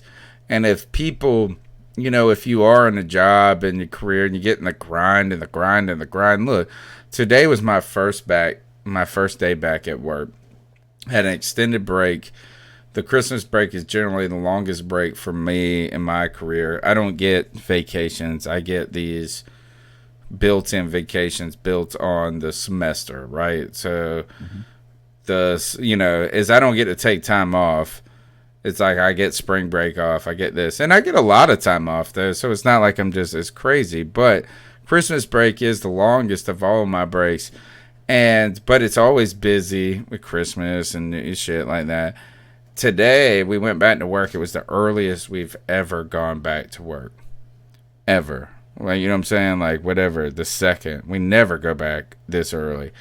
So, we're dragging ass. Everybody doesn't want to be there. We're all bitching, but we all love our fucking careers. We all love our jobs. But sometimes you get in that little bit of rut. You get complacent. Don't you think there's a potential that a guy who had a lot of success, who kind of was humbled, kind of felt that bottom for a moment, that they can be rejuvenated and maybe be put in a new situation? Maybe for a year. I mean, and Cody, you go ahead because I've hogged this side of the mic. Well, I mean, what I would say is, okay, other than the fact that he won a Super Bowl, yeah. Other than that, oh god, hey, we were two plays away from winning ourselves. I demonstrated to you why I think Eric Bieniemy would actually elevate our offense. Because him being a running back guy, he's going to continue to use Christian in incredible ways. And all the running backs under him previously have been successful. And that offense that they have in Kansas City is made to move the football. They're good at throwing the football. And it comes very highly touted. My question to you is, like, what is it specifically about Mike McCarthy that you think he would be able to bring to this Carolina Panthers team as the head coach that we either didn't have under Ron Rivera or that, we're just missing as a football team as a whole? What does he do for us? All right, number one, when it comes to the Ron Rivera aspect, I think that we were Ron Rivera's first stop. And one of the things I've continued to say about Ron Rivera is that I felt like he did become complacent after the Super Bowl loss. I think he continued to point how other people weren't doing what they were supposed to do. And I think that Mike McCarthy has learned. Here's Mike McCarthy a little bit. I got a couple of clips. Let's listen to what Mike McCarthy said. I watched this whole 45-minute interview today. And by the way, I'm starstruck at this point because it was just today. You give me 45 minutes with Eric Bieniemy, and I'm sure I'm the same way. But here, this is Mike McCarthy and what he's learned. Give me an example of how you feel that you're going to take something you've learned this year into your new world. Well, I think it's like anything. You when you have time to reflect, the brutal honest with yourself is where you're going to get the most value. And I've looked at every coaching staff, every decision, installation of offense, scheduling. We practiced on Fridays, then we didn't practice on Fridays. So when you have a chance to look at all those things, it gives you, a more distinct, focus on exactly how you'll approach that next one. So, I mean, one thing, just to give you a direct answer to your question, if you're going to call the offense, if you're going to be the play caller on Sunday, you need to be the major installer, Wednesday, Thursday, Friday. So that's something that I got away from in the second half of my career there in Green Bay. And so how did you do it in the second? Well, we spread it out, and the why we did things. They're all sound judgments and good decisions, and you're trying to evolve your staff. You're trying to, you're trying to let coaches grow. This coach was in charge of third down, and then you wanted to grow his experience, and he got switched to red zone. So you're trying to do different things with staff development. That frankly, the priority of staff development probably took a little bit away from, the game planning process of how we did it in the early years. So, it's not a really right and wrong. It's more of a preference. And why do you think it's important for the guy who is installing to be the guy who's calling the plays? And I think it's the same thing on defense too, because every player in that room needs to know why you're calling that play, and he needs to hear it from you why he's calling the play. You rely on a long-term relationship with your quarterback or your offensive coordinator or your offensive line coach. That's not as good as if you're in there installing it and doing it each and every day. This is why the first point of why I like at least, and look, I understand I might be just a little starstruck at this moment, but what I like about what McCarthy has done in this interview is he's been reflective, self-reflective. And what I think about when I watch this interview, 45 minutes, he's become more interested in the processes of being a head coach rather than being bogged down in play call minutia. And I think that's what a head coach really needs to be understanding of, is how to become a teacher. I mean, a coach is a teacher first and foremost. I mean, you have to be able to. He has to teach his staff too. Yeah, and he has to be able to do all those things. And I mean, listen, I don't want to take anything away from him. He clearly has done it before. He's been around Aaron Rodgers and Brett Favre. I think even Steve Young, I believe, he's been around some damn good quarterbacks. I'm not trying to take that away from him. But I look at it as we're trying to get a Mike McCarthy who is now learning how to do brand new things, whereas Eric Bieniemy is a guy known for what he's doing right now. But, man, listen, you can't pick a better time for our guest to show up right as we're talking about Mike McCarthy. We have a brand new guest, Tony, who we have joining us. Is this Dave or Jay? It's Dave. This is Jay. What's up, man? Oh, Jay. What's up, Jay? How are you doing, Jay? Good. All right. Dave is dealing with bronchitis issues, and he barely made it through our show. So. Oh, yeah. Hey, thanks so much for being here, man. Yeah, we want you to jump in on this conversation that we're having. The Panthers are looking for a brand new head coach. I'm not that big of a fan of the idea of the Panthers hiring Mike McCarthy, and my man Tony here is. He's I'm on the Mike McCarthy bandwagon right now. We've got Jay here from Titletown Brawl. You're formerly known as the First and 10 podcast, but Titletown Brawl. Thank you, Jay, for joining us. Thoughts on Mike McCarthy? Well, I will say this. Mike McCarthy's first, let's say, 9 years were really good in Green Bay, right? Prolific offense, Super Bowl, multiple NFC championships, quarterback wins a couple MVPs, great player development. I mean, you can go through the list of receivers, all late round picks, none of them first round picks, multiple offensive linemen. I mean, great young player development. Year in, year out, one of the youngest teams in the league, and made 7 straight 7 straight playoff appearances and runs. The back end last 4 or 5 years, not so great, right? And on his way out the door, guys, and going into this coaching search, and last year, even on our shows, previously First and Goal, and now, of course, yes, we did get hired by the Brawl Network, so we're now Titletown Brawl. We just cover the Packers now. But now looking back on it, and particularly after seeing the NFL Network piece, I don't know if you guys saw it, that they did the piece on Mike McCarthy about, 4 or 5 weeks ago. They had it on their morning show before the football games. And look, he still lives in Green Bay. His wife and kids were born, they're raised, they're from there, and he's still been there. Okay, he's still there after all this time. So, that shows a little bit of testicle fortitude that the dude that got fired is still living in the town. You know what I mean? Like, so he's not. Yeah, and he calls it home. He calls it home. So, I mean, there's loyalty there. That means a lot to me. Like, he's not soft-skinned. He didn't try to run away and hide. Like, he stayed right in the town where people formerly really, Packer fans kind of started to hate him when he got fired. And he's still out there. So, I got to give him credit for that. Like, that's some leadership there, right? Like, that shows me some real deep down, like, resiliency there, right? That's a positive.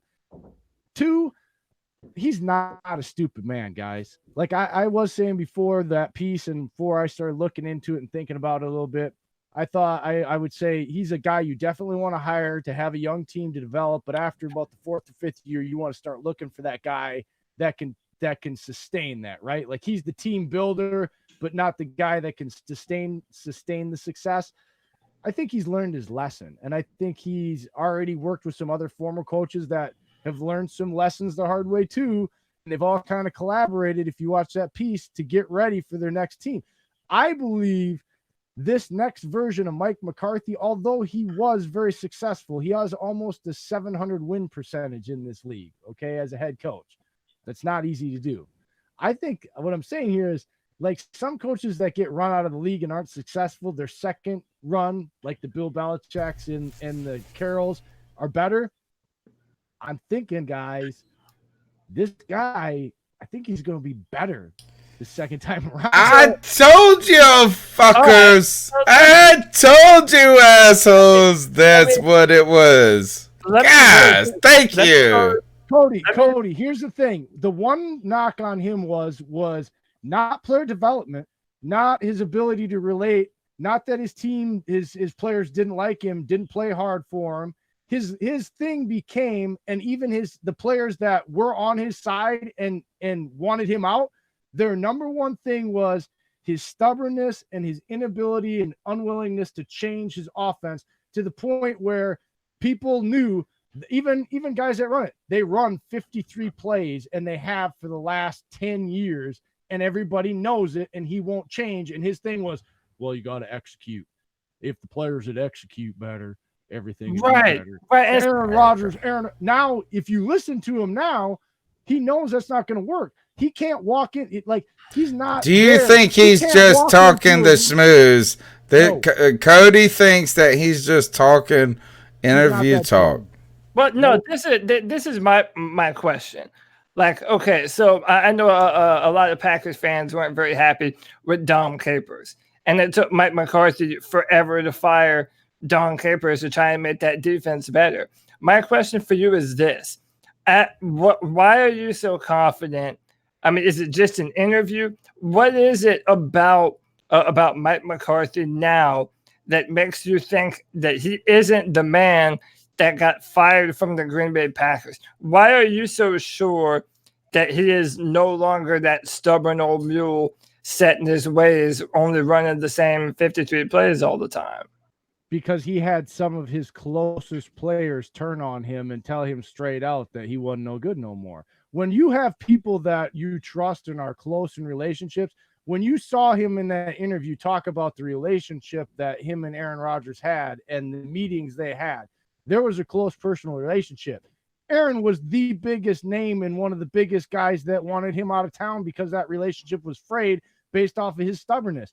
When you go through things like that, Cody, let's take the professional football out of it. As a human being, when you have things like that happen, when the people around you basically come down on you so hard that you can't make excuses anymore. You have no choice but to self-reflect, and then you are given the requisite time to do so.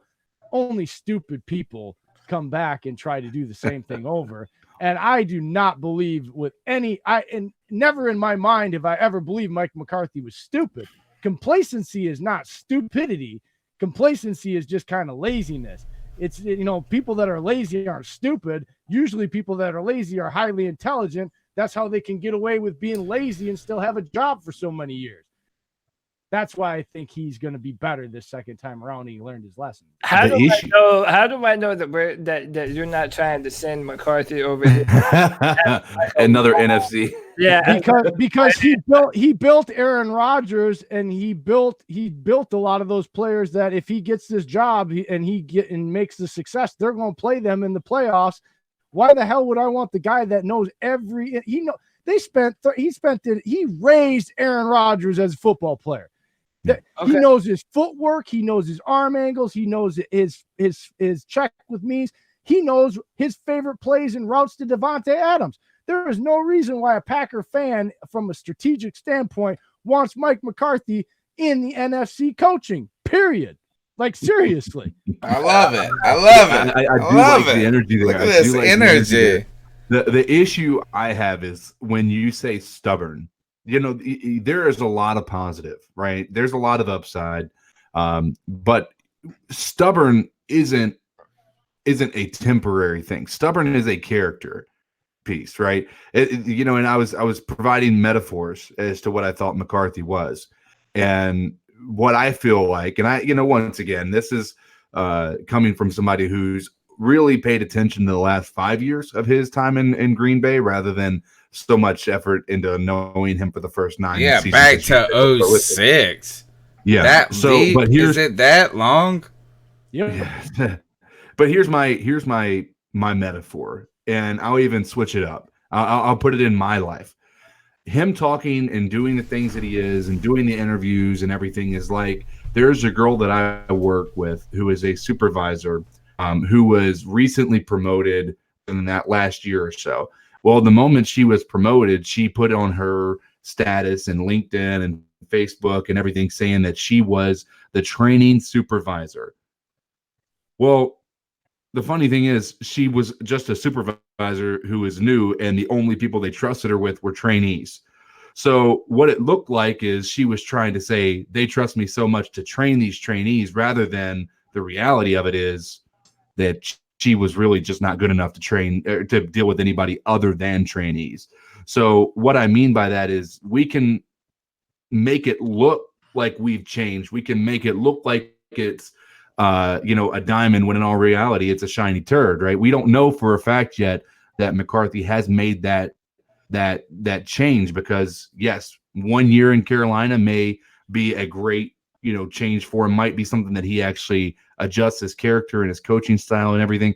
But what happens when we start getting back into that complacency? Now, if it happened after 9 years, I imagine it's going to be a lot quicker that it happens the next go round, because this is just, rinse and repeat, in my opinion. And that's what I worry about, is that if we get him, it might be good. It might be an exact replica of what happened with Ron Rivera, where it was a great 5 years, but the last 4 have been less than extraordinary. Well, and I will say this. You're absolutely right. Stubbornness, Mike McCarthy's never not going to be stubborn. Yeah. But it's kind of like telling me that, well, I don't like Aaron Rodgers because he's so arrogant.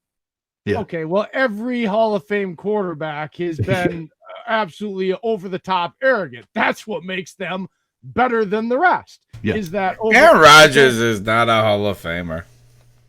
Whoa, God. I just wanted to fuck with him. I just wanted to fuck with him. Sorry, I was just fucking with it. You should have hung up and just left right then and there. Yeah, I love Aaron Rodgers more than not more than anybody. I love Cam more than anybody. But sorry, I was just teasing. To shut up on that one for you. I was just teasing. I was just teasing. To me, there are certain responses that are so stupefied that I don't even respond to that. For a while, yeah. If I was gonna say, y'all fell hook, line, and sinker. Every one of y'all bitches. If I was gonna use one movie reference, it would be the couples retreat and Vince Vaughn. That statement was just ass-tastic. That's all it was. So okay, this is my question to you. Let's talk about that piece that came out. Basically, it was such a big deal at the time that essentially people with the organization had to answer for it. This piece came out about the friction, but I believe it was in Sports Illustrated. I think. It was about the friction between McCarthy and Aaron Rodgers and how they just absolutely loathed each other. And then there were times when you would see Aaron Rodgers being like, stupid fucking play call. And he was just so pissed off. And I get that you're already saying, he's trying to change and do new things because he had a real look in the mirror moment. But I also remember stuff in that story about him missing out on meetings for personal massages and stuff like that. Is there any truth to any of those claims that were laid out about McCarthy, or fabricated for a story? No beat reporter that I highly respect and that I know can actually walk into a locker room and actually talk to a player, that none of actual reporting has that ever. I have not gotten one solid actual legitimate source that can be credited that says I heard this from this player. I can't give them your name, but you know what I mean? Like, if you look at those reports, it were these, and I don't want to disparage anybody, but they're just kind of some like Barstool Sports and other things that, yes, they put out pieces and they do research, but they're not directly. Yeah, it's like fan-sided or something. Right, they can't directly get into the building to get an actual quote. So, like, there was no actual Green Bay report, and people tried. Like, that story came about, and people do their due diligence. I have a lot of respect, a lot of connections with people that work for ESPN 540 Milwaukee and 94.5 Milwaukee down there. I'm friends with a lot of those guys that run the radio down there and produce. And I check, and none of those guys, they can't. So, could it be true? Yeah, but at the same time, it feels like to me like that was somebody trying to take something. Now, what I can tell you is that it's not like he's Robert Kraft or something. Right. Well, I can tell you that like guys like David Bakhtiari and Randall Cobb and Aaron Rodgers and Brian Bulaga and several other defensive and other players that were cornerstones did meet with Mark Murphy and did say that he was complacent and that I know that Davey Bakhtiari, I can tell you directly when listening to a show he was on, a radio show was on, his direct quote was the last straw for him was sitting on a plane 20 minutes late, leaving, to get to where they had to go. And here comes a newly signed practice squad player McCarthy's holding the plane up for. Any other team shuts the door and leaves that jackass there because he just got signed from the practice squad. Right. So like that. So I can't confirm things like that. But on the same note, that's him being a player's coach. Right. So that's a player's coach, not even letting the little guy because that would basically end that kid's opportunity. So there's negatives and positives to each side of the story. And really, I think what it came down to is Dave and I have discussed this a lot. I think a lot of this was who he always was, but it became more negative after the NFC Championship game meltdown in 2014. Right. Okay. Yep. Yeah. And, so, and that's when it started to fall apart because. Tell us a little bit about that game. Tell us a little bit about that game to bring us back where we're at. If you remember, Aaron Rodgers had strained his calf. I think it was like week 10 or 11. It was late in the season down in New Orleans on a scramble, and he never missed a game. But that right calf of his was just terrible. I can't remember. Maybe it was the left calf. It was one of probably Byron Bell. He was very immobile, and they made it the NFC Championship game. They sounds like Byron Bell. Had Eddie Lacy, okay, and he was coming off his NFC or his rookie of the year. He had a really good year. I think he had over 1,100 yards that year. And they just refused to run the ball down the stretch. It became, trying to throw the ball and force it to guys that couldn't get off of jams from one-armed guys. Like Jordy Nelson couldn't get off a press off of Richard Sherman. He was playing with one arm. He had that torn bicep or tricep. He couldn't use his left arm, and he was pressing up Jordy Nelson the entire game with one arm. And Jordy Nelson, 6'3", 230. I mean, he's not a little dude. Like, they just felt like that whole thing, the guy doing the wrong thing, Bostic at the end, the final nail in the coffin when he botches the onside kick. That's coaching. Like how you don't get your players together, in that kind of moment and kind of keep them calm so they know exactly. So that's really where the team lost. They felt like there was just between play calling, adjustments, and just kind of keeping the team in calm and under control during the critical moments that they failed in. The team just kind of felt like he failed them in that point. And I think just everything just kind of, they started nitpicking at each other, and it just slowly, that was the crack in the foundation. We all know if you crack the foundation, it's only a matter of time before it starts to crumble. All right. I mean, let's check here. I got another clip from Mike McCarthy, and we'll hear what you guys got to say about it. Is there something that you feel like you have sort of attacked in this year off and this rejuvenation year? Is there part of being a football coach that you feel you're going to be better at in 2020? Definitely, because you've had a chance to step back, make sure your versatility and the multiplicity, those tanks are full, and I think like anything with success, you can go down a certain path and you can stay down there a little too long, and that goes back to what I said earlier. You have to evolve, and it's just not on offense or defense or special team schemes. How you train a team is probably more important. The health of your football team, the wellness of your football team, the continuing education of your coaching staff. How do you move, the education and the experience that everybody in that football operations, how do you move that forward? That's to me. That's what I like hearing. Creates winning. So I think when you don't have success, there has to be something you pin it on. Get it? That's our industry. But there's so much more that goes in. There's so many more variables that go into winning than what plays you run on offense. Jay, what I like about this is I'm a teacher by trade. I'm a teacher at the collegiate level. But at the same time, what you're trying to do is you're trying to continue to... What I felt like this is my first couple of years as being a teacher, I was very interested in what I needed to teach. But since then, I've become interested in how to teach it. And you've changed. You've evolved. Yeah, and it's about the process of education. And I wonder, and this is why I've been interested in Mike McCarthy. I'm interested in him, and I know the other guys on the show aren't, but similar to Bill Belichick, a guy who has seen some bad, has had some failures, hasn't been a story of all success, but at the same time has evolved, like you said, evolved. I like the word grow in many ways, is because you grow into a position. If you've worked at multiple jobs, you've changed careers a couple of times, you do get a certain reinvigoration too.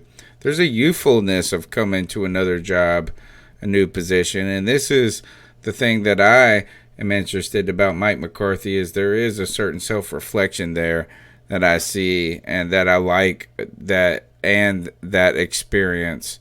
And he is not shy to say, hey, I built a championship. I've been around a championship program. Well, and here's the other thing too is, if you're going to, every year we get at least one or two retreads. Like, let's be real here. I know people are going to say blasphemy, but what did Bruce Arians ever win as a head coach, or where was his ultimate success that he's such a great, and why is everybody singing his praises? I mean, what the hell did he do? He was supposed to come in and fix Jameis Winston and be the save all. They didn't have a great season. Like their season wasn't any better last year, but everybody's so great on Bruce Arians.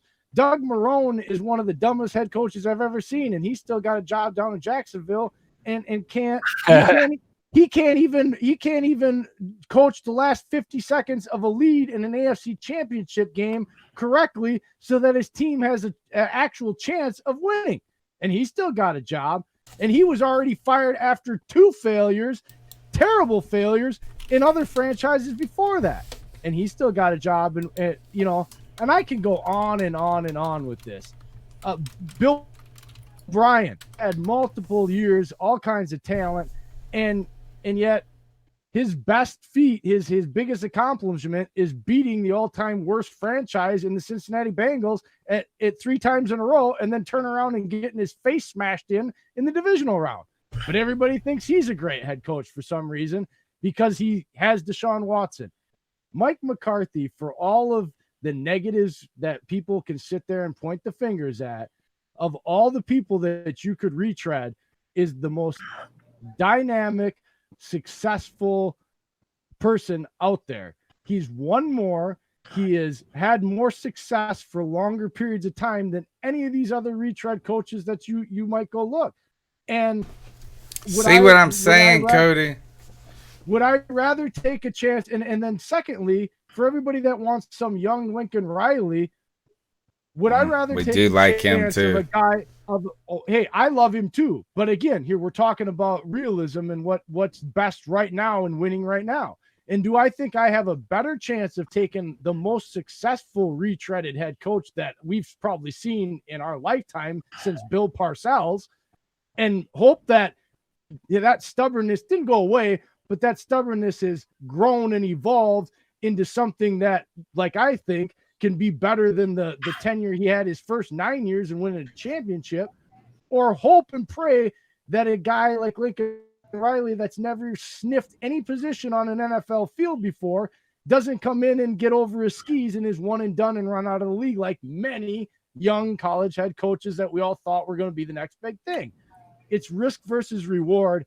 I think I'll put my bets on Mike McCarthy because at least I think there's less risk there, because even if he comes in and he's stubborn, like I said, you're going to get at least 5 years. He's proven he can. Do we know that Lincoln Riley can develop NFL roster? I know Mike McCarthy can. Do we know that Lincoln Riley can come in and develop an NFL quarterback to be successful, win championships and MVPs? I know Mike McCarthy can. All right, but Jed, that actually kind of brings me into my next question for you, and I actually have 2 questions for you. One, it requires just a short answer. Were you in favor of the Packers firing Mike when they did? Were you a fan of that move? I thought he needed to go 2 years prior because I could see the time. It was to me, I related to it as Andy Reid, very good head coach, but his time had come up. The message was stale. The locker room was no longer paying attention to him. It did not mean that he was not a good head coach. Okay. But I thought he was there 2 years too long. Now, let me ask you this. And do not feel obligated to say the Carolina Panthers is because you're talking to us. Out of all the jobs that are available right now, you mentioned Mike McCarthy being able to take a roster and build it up and make it better and develop talent. Is Carolina the best place for Mike McCarthy right now, or is it possible that the Cleveland Browns are a better situation for him? Cody, with Baker Mayfield, with a talented roster. I could kiss you right now, Cody, because we had this exact discussion on our show last week. I made this argument. There's 2 sides to this argument, and if I'm Mike McCarthy, I'm going to go with one over the other. When I look at rosters the way they're set right now, it's no doubt the Cleveland Browns. If I'm a head coach that ultimately I know winning and having talent, it makes it easier to win, and ultimately winning is the most surefire way to make sure that I keep a job for as long as I can, I'm going to the Cleveland Browns. Problem is you can't trust Jimmy Haslam that whether he's going to wake up on the left side of the bed every day and decide that he wants to keep going the way you're going, whether you're winning or not. Because guess what? Our defensive coordinator, thank God, our defensive coordinator is only defensive coordinator and is never going to leave don't fire him because he doesn't want to be a head coach again, because he was the most successful head coach the Cleveland Browns have had in the 2010s. He was 9-7. They gave him they forced a stupid, undersized, dumb QB that everybody knew was going to be a bust in Manziel on him and fired him 5 games into the season the next year. And they haven't won 9 games since. Right. So I don't trust the Cleveland Browns. Are they really as talented as you give them credit for? Yes, they are. Paper-wise, it take a coach to take if I'm telling you right now, if Mike McCarthy walks into that, they are probably in the divisional round, if not the AFC Championship game next year with their roster. That's how good their roster is. Their coaching was absolutely asinine. How the hell you don't score 40 points a game with the offensive talent they had? I mean, come on. That's what coaching was. Yeah, that's what I've said the entire time. So, all right, but what about when it relates to? Here's the second part of this. Okay, yeah. Mike McCarthy has kids. Like I said earlier, he got fired over a year ago and still lives in Green Bay while he searches for a new job where he will then move his family. Okay, right. So he's a family man, right? So he doesn't want to move somewhere. He's even said himself, his next job, with what he has changed, he plans on being there a long ass time. I think he also said that his family's gonna continue staying in Green Bay. Until the kids graduate, but they are getting older. They're teenagers now, so it's not that many years, is what I'm saying. Right, right. He's looking for that next place where they can move on when the kids get old enough, because they're not going to stay in Green Bay forever. I mean, they know that. But if I'm looking at it from his standpoint, that being said, dude, Dave Tepper and the way he is, how loyal he is, and the way he's willing to spend money, and that's been the issue that Mike McCarthy really had in Green Bay. They wouldn't get him the free agents. It was part of the frustration he had with the front office structure is they wouldn't spend the money. They wouldn't get him the players in free agency. They wouldn't make aggressive moves in the draft to try to go up when they were drafted in the 20s and knew that draft class was weak and they needed to get in the top 15 to get the requisite talent to help their defense or offense, to help keep that team strong around Aaron. They sat back and overdrafted guys year after year. Dayton Jones and Nick Perry and freaking Justin Harrell. And, I can go on and on about busted picks in the late rounds. You want to go to the Carolina Panthers. It's absolutely the best fit for him. Do you want to go to New York? That media's that. I mean, they're another team. You don't want to hang out with Dave Gettleman right now if you are offensive coach. He's on the hot seat, and I think he's the biggest joke of a GM now that John Dorsey's gone. Again, another guy that what championship has he ever won? Whatever consistently winning roster that's in the playoffs year in and year out can he hang his hat on? He's all smoke and mirrors, just like John Dorsey gets all this credit for all this stuff. Well, you look at the team's success, it was after he gets fired or mutually parts degree ways, and then suddenly they're successful. These guys are I think they're jokes as GMs, and they're hanger-oners kind of thing. So, yeah, if I'm looking at all the jobs open and I'm a family man and I don't want to be moving on to a third or fourth head coaching job, because usually it doesn't happen, it's not because I'm here. I look at the ownership structure and what the owner is and what he has said and what he's all about. You're damn right the Carolina Panthers are the best job for Mike McCarthy to take, because even though they might not have the roster, he knows he can go up there to whatever GM they end up with, that he's going to be a part of that. He's going to be a big influence, and that the three of those guys, the owner, the GM they put in place in him, they're going to do everything they can to put the best talent around Mike McCarthy. And I think he knows that if he gets that, he can build a championship team very fast. Because let's be real, his second year in Green Bay with a less talented roster took a broken Brett Favre and had him one throw away basically from going to the Super Bowl the year after he was there in 2007. They were 13-3 after going 6-10, I believe. So, are you not sold yet, fellas? I mean, listen, so basically the question comes down number one is experience. It's whether or not I believe everything that Jay has said and that Mike McCarthy has said in interviews himself about him wanting to change and do some more modern things and be more inventive and more open. And it all comes down to whether or not I believe it. I don't know. If I'm being 100% honest, he's still not my first choice, but I'm definitely more open to the possibility that I am 100% wrong on the man and that he is everything that Jay is telling me that he is, and that he can elevate the football team. Here is what I love about, and I mean, like I said, is that the next pretty girl that walks by, you know, is I'm going to be in love with her too.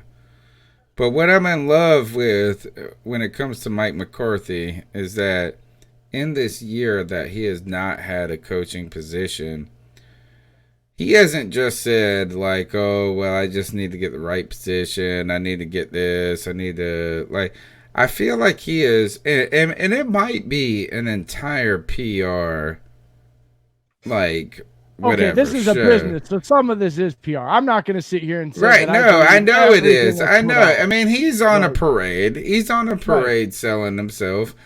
But the fact part that of his job too.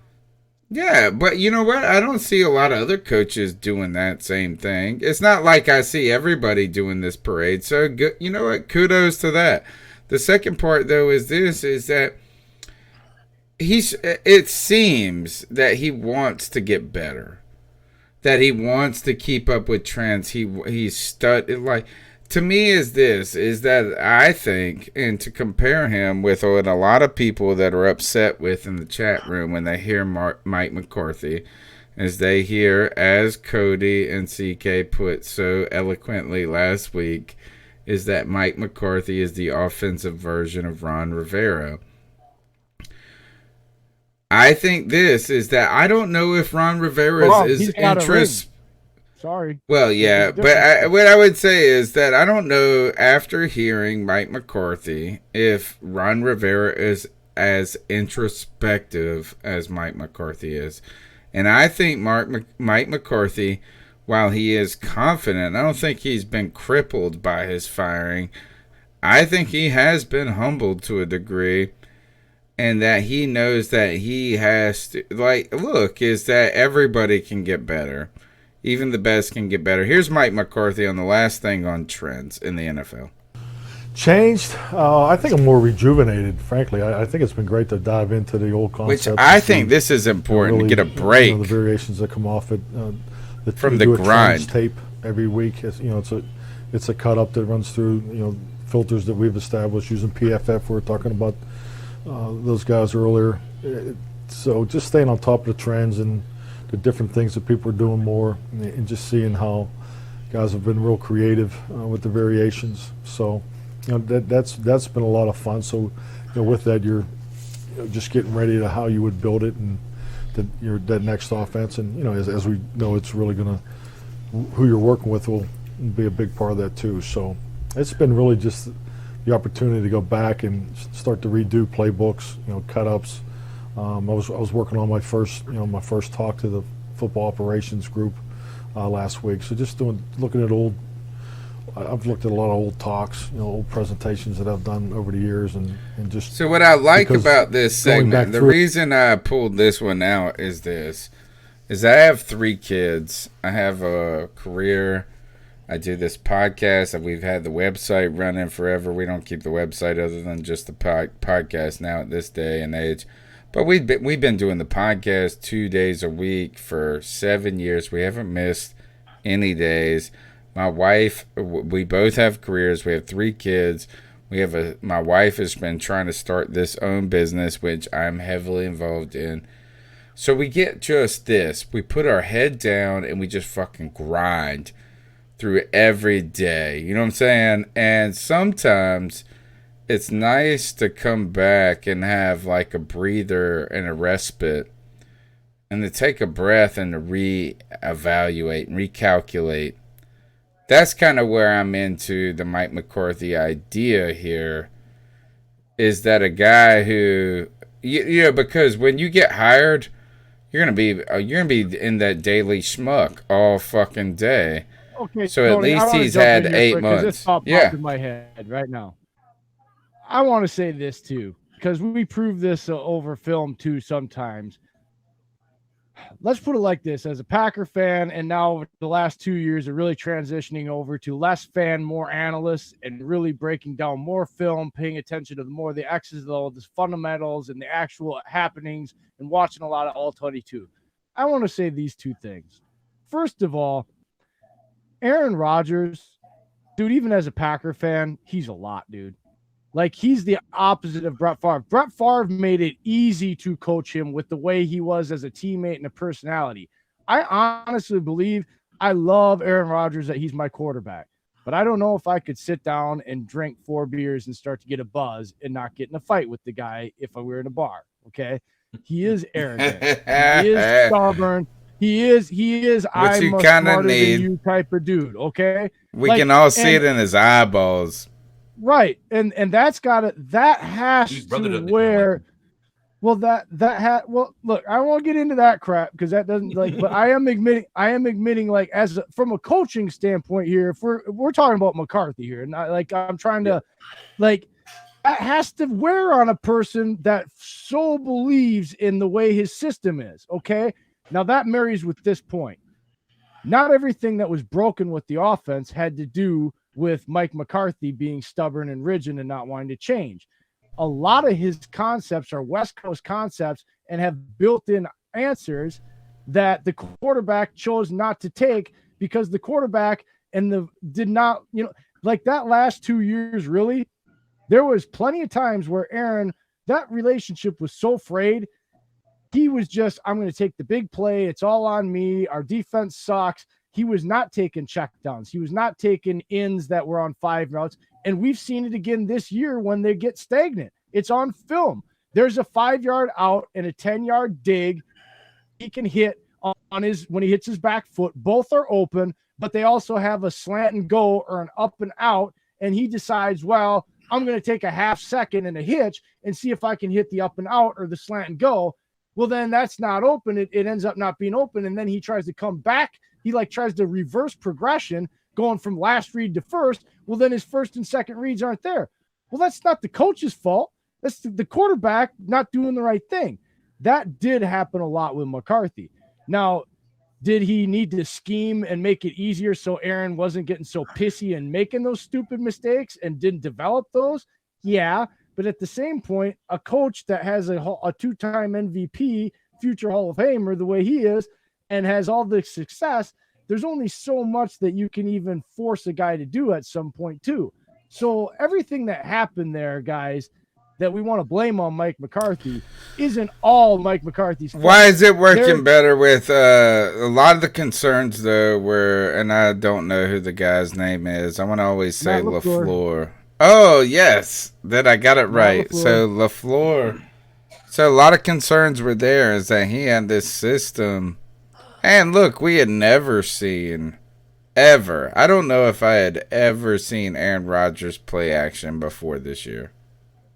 They used to when they had Eddie Lacy and such, but here's the problem.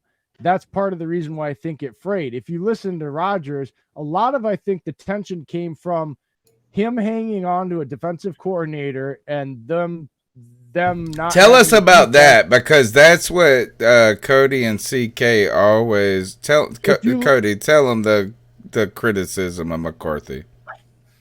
Well, I mean, I think I've already kind of said it that with capers. Well, okay, so yeah, so the ability to make the decision to do what's best for your team, and again, I know you know more about this than I do, but I do know that for a long time, Green Bay fans were like, we were ready for Capers to go 2012 after they were the 32nd ranked defense, and we were one and done by getting smashed 23 to 33 to 3. Right. So that's what we want to know about. Well, but let me pose it to you this way, though. Like, our thing with Ron Rivera is he was a day late, dollar short on everything. All the changes that he needed to make came at the end where he felt the hot seat, where his job was on the line and he needed to do something different to kind of, switch it up and not be held accountable for how bad the team was. Why, what happened with that entire Dom Capers situation? And if it was such a necessary move, why didn't Mike McCarthy know to do that earlier? Well, part of that, I believe, too, is Mike McCarthy, I don't think, had the direct requisite power just to do that. I think at that time, the way it was, Ted Thompson really was the end-all, be-all, because if you notice, after Ted got fired, they changed the structure up because Mike Murphy felt like there wasn't because there was tension, let's be clear. From Packers Nation, we all knew there was definitely there wasn't just tension with Aaron Rodgers and Mike McCarthy. There was also another circle of tension where Mike McCarthy and Aaron Rodgers were completely frustrated with Ted Thompson and the front office for the talent that they were given to work with every year. Okay. And so I feel like there was a lot of that going on too, where that's why, as much as he might have wanted to get rid of him or maybe made the suggestion, I think it was always the ability for maybe Dom to go up, because a lot of us felt like Dom did this thing where he would go up and say, well, I don't have the right player. I can't run this scheme because I don't have this guy. And then Ted's answer was, well, I'll go draft this guy. I mean, here's a prime example. We needed an edge rusher terribly to match with Clay Matthews for years, right? We have I think it was like the 22nd or 23rd pick in that draft that year in 2015. It was a very deep defensive line and edge rusher class. One guy comes out and says, I don't want to play outside linebacker, and I don't want Green Bay to draft me because they want me to play outside linebacker. And who does Ted Thompson draft? That guy, Nick Perry. Okay. He was never interested in being in Green Bay, and he was never interested in playing that, and he ends up being a bust. By the way, he's not even on a team right now. Okay. He got cut, and he's still not on a team this year. Yeah, I've never heard of him. I thought he was in a boy band. So I guess to me, I felt like maybe, and I don't know for sure. I'm just speculating here. I think some of the complacency is that he didn't always have the requisite power to do everything he wanted. And I felt like that was part of why the structure change was done in his last year, but that was also too little too late. I think there was a lot of mistakes in Green Bay over that final 5 years. And look, we all, even as a fan going back on it, we all that's part of what we do. Even as analyst fans, you got to find somebody to point the finger at, right? And at the end of the day, it became Mike McCarthy. But when you really want to dig into it, when you're trying to talk about does a guy deserve another or not, I feel like as a person that's been a fan and covers Green Bay, I can't just sit here and just come from the fan side of it. I have to be real with the real story of everything that was going on. And you can't put everything on Mike McCarthy. He was the fall guy, but I don't believe through the structure of the organization, through the GM, and through everything that went on, that you can ultimately put everything on Mike McCarthy. I love it. I'm convinced. I have one more question, and this may sway your decision, Tony, because I don't really know what the answer is. What does Mike McCarthy do with Cam Newton? He loves him. Holds him like a baby. Here's the deal. Mike is a smart person, and I think that Mike looks at it and he says, if I'm going to come in to an organization, I have to look at the whole thing. What's the hardest thing to do is go find a very good quarterback. Now, Look, you guys all know my stance about how I feel as Cam as a pure, as just judging him as a pure quarterback. But that being aside, he's a top 3 athlete in this league that plays quarterback. And I think Mike looks at it and says, look, I can do enough to fix him enough to make him that much better of a quarterback, where the rest of him adding this much better of him as a quarterback will make him so unstoppable in this offense that so I believe that Mike goes in. Do you think Mike McCarthy is versatile enough to understand how great Cam is? Yes, and he also is going to look at. And I'm talking RPO. I'm talking bringing in concepts from what the Ravens have done to 2 tight end concepts back to when Chudzinski. Can he do all this? You guys, that's where you're wrong. You guys are wanting that kind of coach. You're not going to, if you continue to run that offense with the injuries that Cam has and him going on 30 years old, agreed. He will not make it to 33 in this league.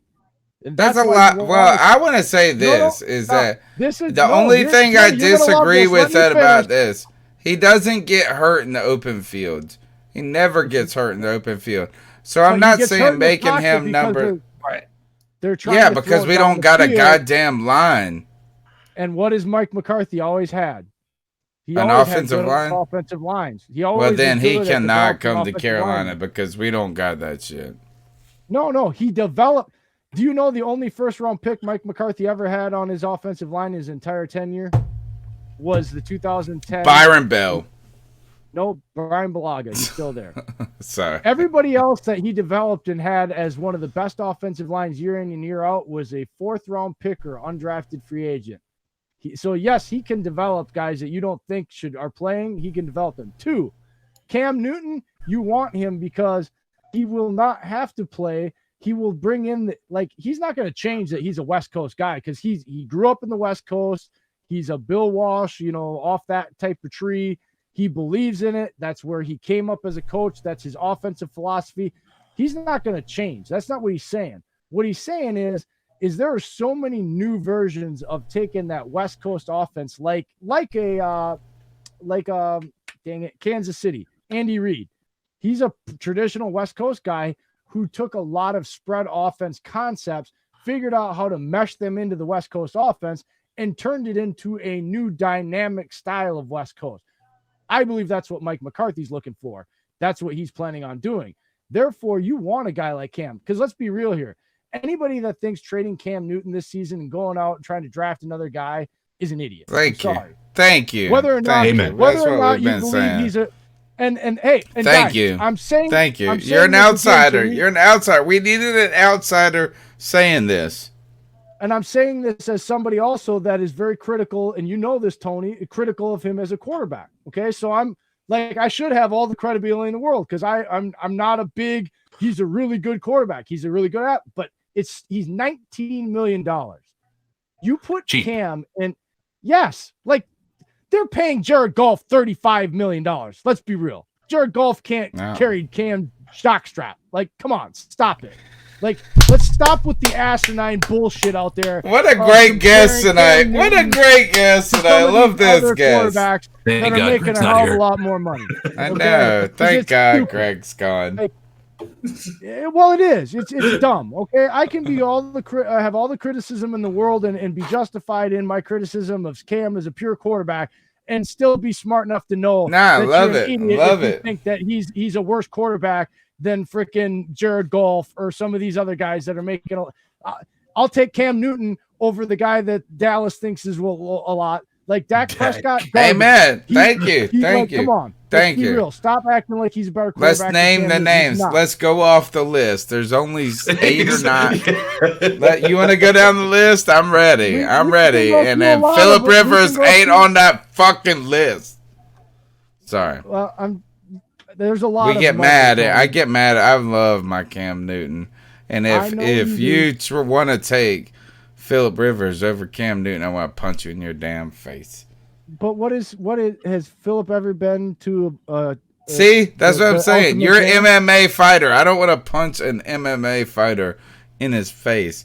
But if you would have said that Phillip Rivers deserved to be picked over Cam, I would have punched you in the because I would have parried, hook you with a left hook, and then caught you with the other side and put you in a chokehold. I got you, but we would just shake hands and say Cam Newton's better than fucking Phillip Rivers. I'm a lover, not a fighter. I retired. I'm not all about that no more. I'm gonna put a go. I'm about that life, G baby. Call it a day, man. But listen, man. No, listen. You've had some great insight on Mike McCarthy tonight, man. I understand everything that you're saying about Mike McCarthy. And listen, I do believe that sometimes people deserve second chances. I'm not going to say that I'm not saying that you're lying. I'm not saying that you're wrong. I'm saying that if I had my way, ask him the tough question, Bieniemy or ask him what? Bieniemy or McCarthy? Bieniemy. Yeah. Well, I mean, I know, but I mean, not you. I don't want to ask you. We already know you, Cody. No, I know. I'm saying, so let me pose this question to you. That right now the Panthers, like we've been talking on this podcast, we don't really know, how far into a rebuild. We don't know how far we are into an actual full-on top-down rebuild. And look, guys. Okay, you guys look. I understand your season, and you guys are fans of yours. Roster is not junk. Okay. No. Not saying it's junk. You're not. You guys. I honestly believe with the right head coach and the right draft, plus the right people. Now, I don't think you guys got to go out and do anything like the Packers did and try to go out and hit the freaking lottery in the free agency like they did last year. I don't think that's necessary. I think you guys need the correct amount of depth and youth and veteran leadership, a few pieces here and there. You need to have a really good draft. And I think the right coach and the right system with a healthy Cam Newton coming in next year, I definitely this is the NFC South. Like, let's be real. I'm so tired of hearing the Saints are this damn juggernaut. They're really not. I mean, they're a really good team, but they did get their asses whooped by the Atlanta Falcons, who are hot garbage this year. Okay. I love you, Jay. Like, there's only one team in this entire league that swept their division, and that's the Green Bay Packers. So everybody else can just shut the front door on their crap about them being so great. Okay. Well, I'm just saying, like, the Saints lost to the worst team in their division. The Packers might have had a bad half against the worst team in their division, but they at least came back and beat them. The Saints can't say that. Like, sorry. Like, they're not undefeated, unbeatable, impenetrable. Drew Brees is not this unholy guy. We've seen the Panthers with a healthy Cam Newton go in and dominate them even when they're hot like they are this year. It's the NFC South. You guys there's a lot of good things. You got a lot to look forward. And I think it's just, like I said, it's about hitting the right pieces, getting the right amount of veteran and youth, hitting the right draft picks, and having the right coach and right system come in. And I honestly believe either Mike McCarthy or Bieniemy, they're both West Coast guys. They're both going to come in with some version that's really going to get Cam, instead of this pound it up the middle and running Cam and all this, like you guys were talking about, this Baltimore Ravens kind of offense. It's going to look much different. It's going to look goofy to you guys, but the concepts are the same. It's still to preserve it, but not really. The concept's different. It's all about getting the quarterback to do his job and not getting him hit, not having him punished, so he can be there at the end of the season. He can be there in the critical moments. That means you're going to use a Curtis Samuel. Means. We have never heard that. Has anybody ever heard I'm those words? I'm going to give you an example. No, we are used to getting Cam Newton punished into the fucking dirt. Right. And that's why he's broken down the way he is, and everybody questions whether or not he can be viewed. And again, I think that's an asinine or just because our offensive line sucks a big fat D. But he's proved that if he's given the right time, he can be a statistically efficient. Oh, he's amazing if you give him time. Shit. Every quarterback, I think, can be decent. But here's the thing. Here's what I'll also say, and not to cut you off, Jay, but there's a reason, and I think Jay has a point. There's a reason we haven't requested to interview Greg Roman, right? There's a reason that we haven't, made a huge attempt. Point. If you think about it, Mike McCarthy, we've got Josh McDaniels, Eric Bieniemy. I mean, let's look at those players. What type of offenses do they run? They're not mobile quarterbacks who are constantly running power down the throats of the defense. That's not the case. They're more of a traditional let the playmakers around your quarterback do their job and take the heat off of them. And I believe that's where McCarthy will ultimately change. Where he failed in Green Bay was he didn't run enough of the shallow. He liked to run deep crossing routes because he knew Aaron could take advantage of that by rolling out of the pocket. But that ultimately cost him 2 seasons by getting Aaron hurt twice on 2 different collarbones, running offenses that were too heavily. That's where your benefit of having McCarthy as your coach and having that learning experience, because although he's not Cam Newton, he was at least athletic enough to have McCarthy make mistakes of leaning on the fact that he was a dynamic runner and thrower of the football, and it cost him seasons with that quarterback because he didn't do enough to protect him and keep his longevity. I think he will do that by running more shallow crossing routes, more routes that have a deep out that has a short dig that will come in so the quarterback has the option to get rid of the ball if he feels the pressure, therefore keeping his quarterback healthy for the long-term ride. So I think a guy like those guys are a lot better because those guys are going to have Cam Newton be your quarterback 34, 35, 36, 37 when he isn't able to run. They're going to develop his footwork, his release, his timing, work on his accuracy, work on the fact of how to read a defense and find the soft spot sooner in the play, early in the down instead of late in the down, like he has been asked to do over and over again in his career. I think. All right, I got two tough questions for you to finish it out because we started our podcast at 9 and we're 2.5 hours in, and our folks who are in the chat room are the bomb. They always hang out the whole time. And so I appreciate you guys too, even though you guys aren't Packer fans. I appreciate you. No, they love it. They love it. They've already been talking about how good of a guest you are. My number one question is this: where is Mike McCarthy? Where do you think he is next year? What team? I honestly believe if he walks in the building and has an interview, I think that Tepper falls in love with him and hires him before. He's had 2. Has he?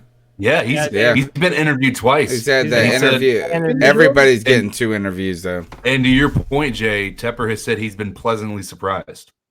So I think maybe that he's just trying to do his due diligence so that he makes the right decision. I ultimately think that if he goes through the process, if he's let's just say this, he's obviously, I think he's just doing his due diligence. I think at the end of the day, that being said, I think if he comes down to a couple of guys, I think he's going to look at the experience that Mike has already had and the success. And I think that's going to be the thing that sways him because I think he's going to look at it the way I do.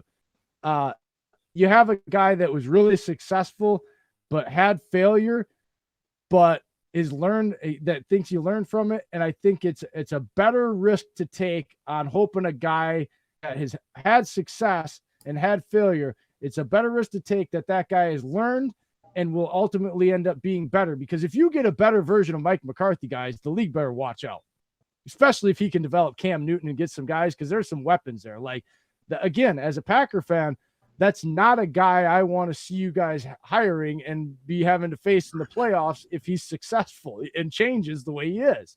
You know what I mean? Like, that scares me because he was a good coach. He can develop young players. Like, well, we don't know about that because our old coach couldn't develop young players. So that would be a welcome. And last, Jay, where do you see the Packers? What's going to happen this year? You're in the playoffs, baby. I mean, like, you got to buy, right? Come on, tell me what. Like, let's talk about your team for just a moment. What are you guys gonna do? I am not afraid of any team left in the playoffs. Not a single one. Drew Brees. Let's start with the wild card weekend. Let's just start with the lower end games, right? The bottom 2 seeds of the NFC. Philadelphia Eagles are banged up. They got lucky coming in week 4 when it was still preseason for everybody. And you know, they smashed the Packers in the mouth. They handled their business. I'll give them all the credit in the world, but that was early on the season. And they are banged up as hell. They're not coming into Lambeau and scaring me. Seattle Seahawks, since that 2014 NFC Championship game, the Packers have had the Seahawks and Russell Wilson's number, whether it be in Seattle or in Green Bay. And Russell Wilson and them, as dynamic as he has been, he has averaged 3 turnovers a game and just been terrible against this Packers when their defense was much worse, where their best player was Clay Matthews. Like, this defense will eat. That offensive line isn't that great, and that defense leaves a lot to be desired. Other than Frank Clark and a couple of names left, they're more names than they are production defensive wise. The Vikings, The only thing that scares me about the Vikings is this specific statistic. No team in the modern era has ever beaten a team 3 times in a single season. That's the only reason that I would be concerned if we had to face the Vikings. Saints beat us. The same season? Yeah, 2017. They beat us both times during the regular season and then in the wild card. Well, then it happened one time. It still a broke clock is right twice a day. It still concerns me because that's the exception, not the rule. It is, yeah, but to your point, that was a narrative going in to the actual game. Was it is very tough to beat a division rival 3 times in the same season. It is very difficult, and we almost pulled that one out as well. So it was, there was an opportunity for us to win that game, but just didn't work out because their offensive line was garbage. And then going to the Saints. Okay, this whole idea that, first of all, there's so many acidinities when it comes to comparing Drew Brees and Aaron Rodgers. First of all, Aaron Rodgers was Drew Brees had started 8 years before Aaron Rodgers ever stepped on the field for his first year. So of course his numbers are going to be better. But let's look at the real facts. Was Drew Brees the fastest one to throw 200 touchdowns or 250 touchdowns or 300 touchdowns? Has Drew Brees had the best touchdown to interception ratio? Has Drew Brees set the all-time completion record, for career-wise? Oh, has Drew Brees been the fastest one to 10,000, 15,000, 20,000, 25,000, 30,000, and 35,000 yards? Nope. Those records all belong to a guy that started his career 8 years after the guy that's breaking all these records, and somehow we want to say he's better because he has 8 more years of starting under him. That's asinine and stupidity at its best, okay? Second of all, this whole idea that Drew Brees has a 0.6 difference in his passer rating from outdoors to indoors. He didn't play one game below 40 degrees. His coldest game was in the beginning of November or the end of October in Tennessee, and it was 42 degrees, freaking lick of wind, and it was sunny out. He hasn't played in a place like Green Bay. Therefore, do you know what his playoff record is in weather like they're going to have in Green Bay if he has to go up there? He's 1-4. Performances, the one game he won, he got bailed out by everybody else on his team. All of his games have been terrible. He's a terrible outdoor in the weather quarterback. And on top of it all, do you know who's never lost to a 7-9 team in the playoffs? Aaron Rodgers, but Drew Brees did in 2010. Do you remember the beast mode run? They were 7-9 that year. Okay. And Drew Brees, I think, was 11-5, and they got their doors blown off by that team. And they weren't that good. So I'm not. Guess what we don't care about? Drew Brees and the fucking Saints. We don't care about none. I don't like Drew Brees. He we gotta me on a father-soul level.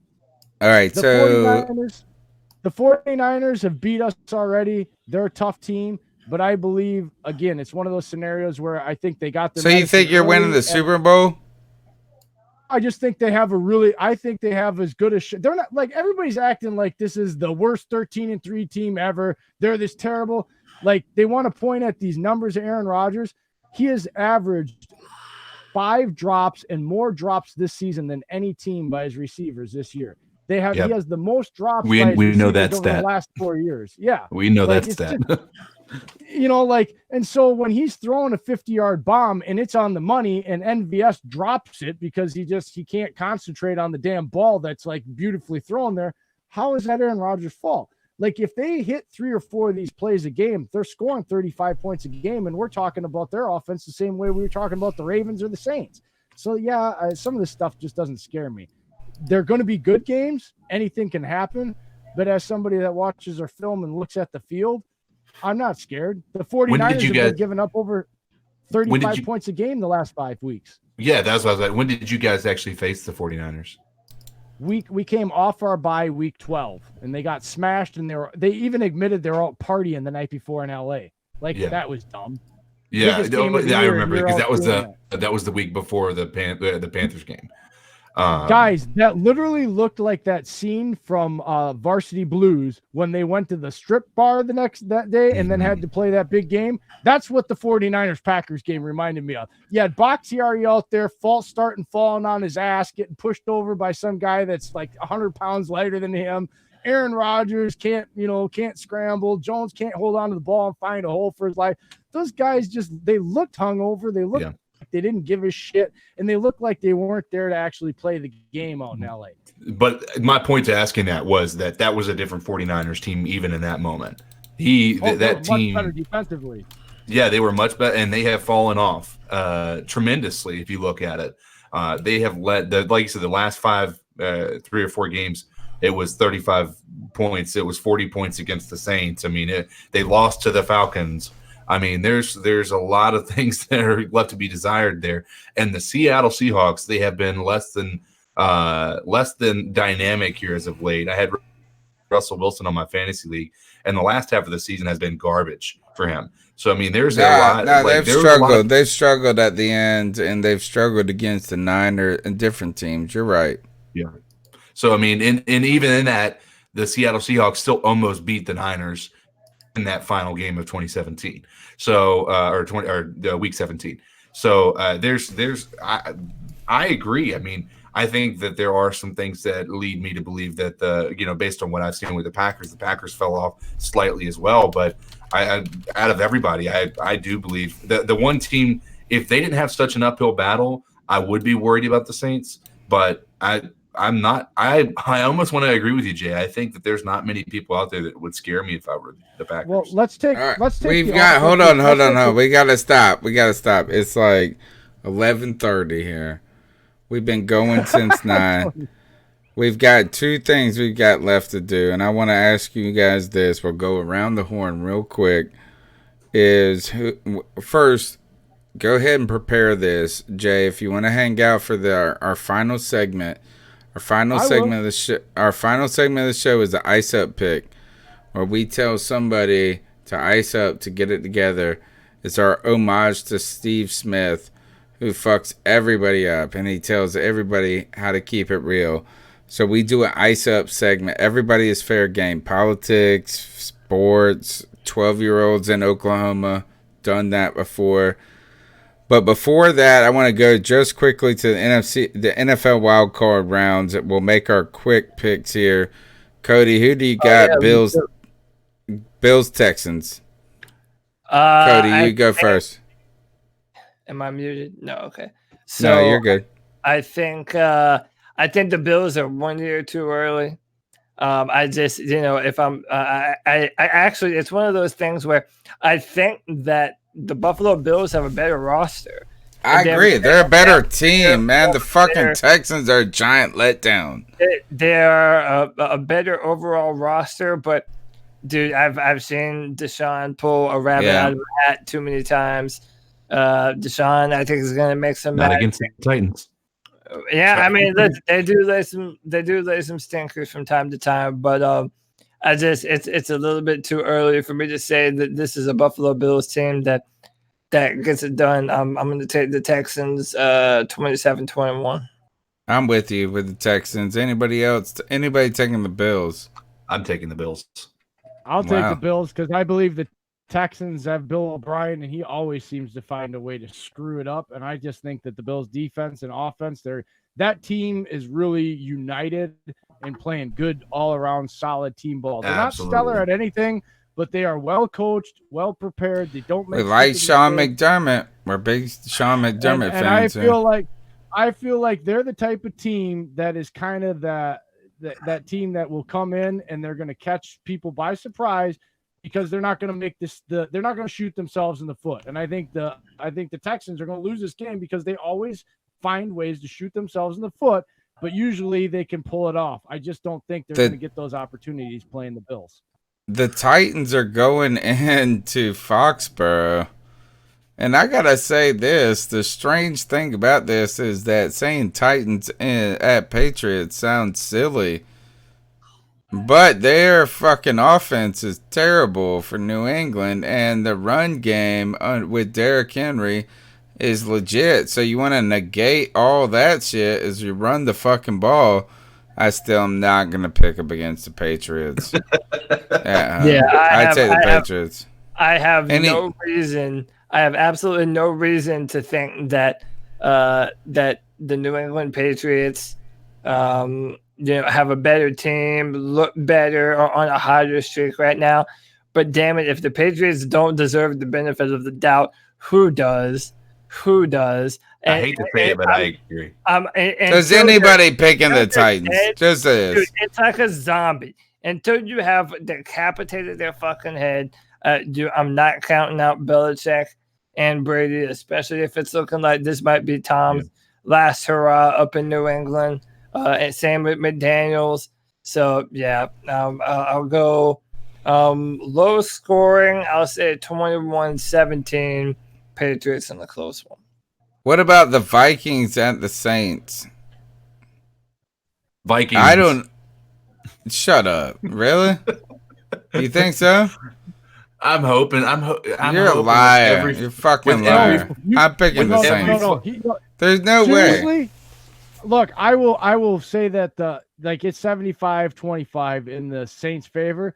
But dude, I'm in this division.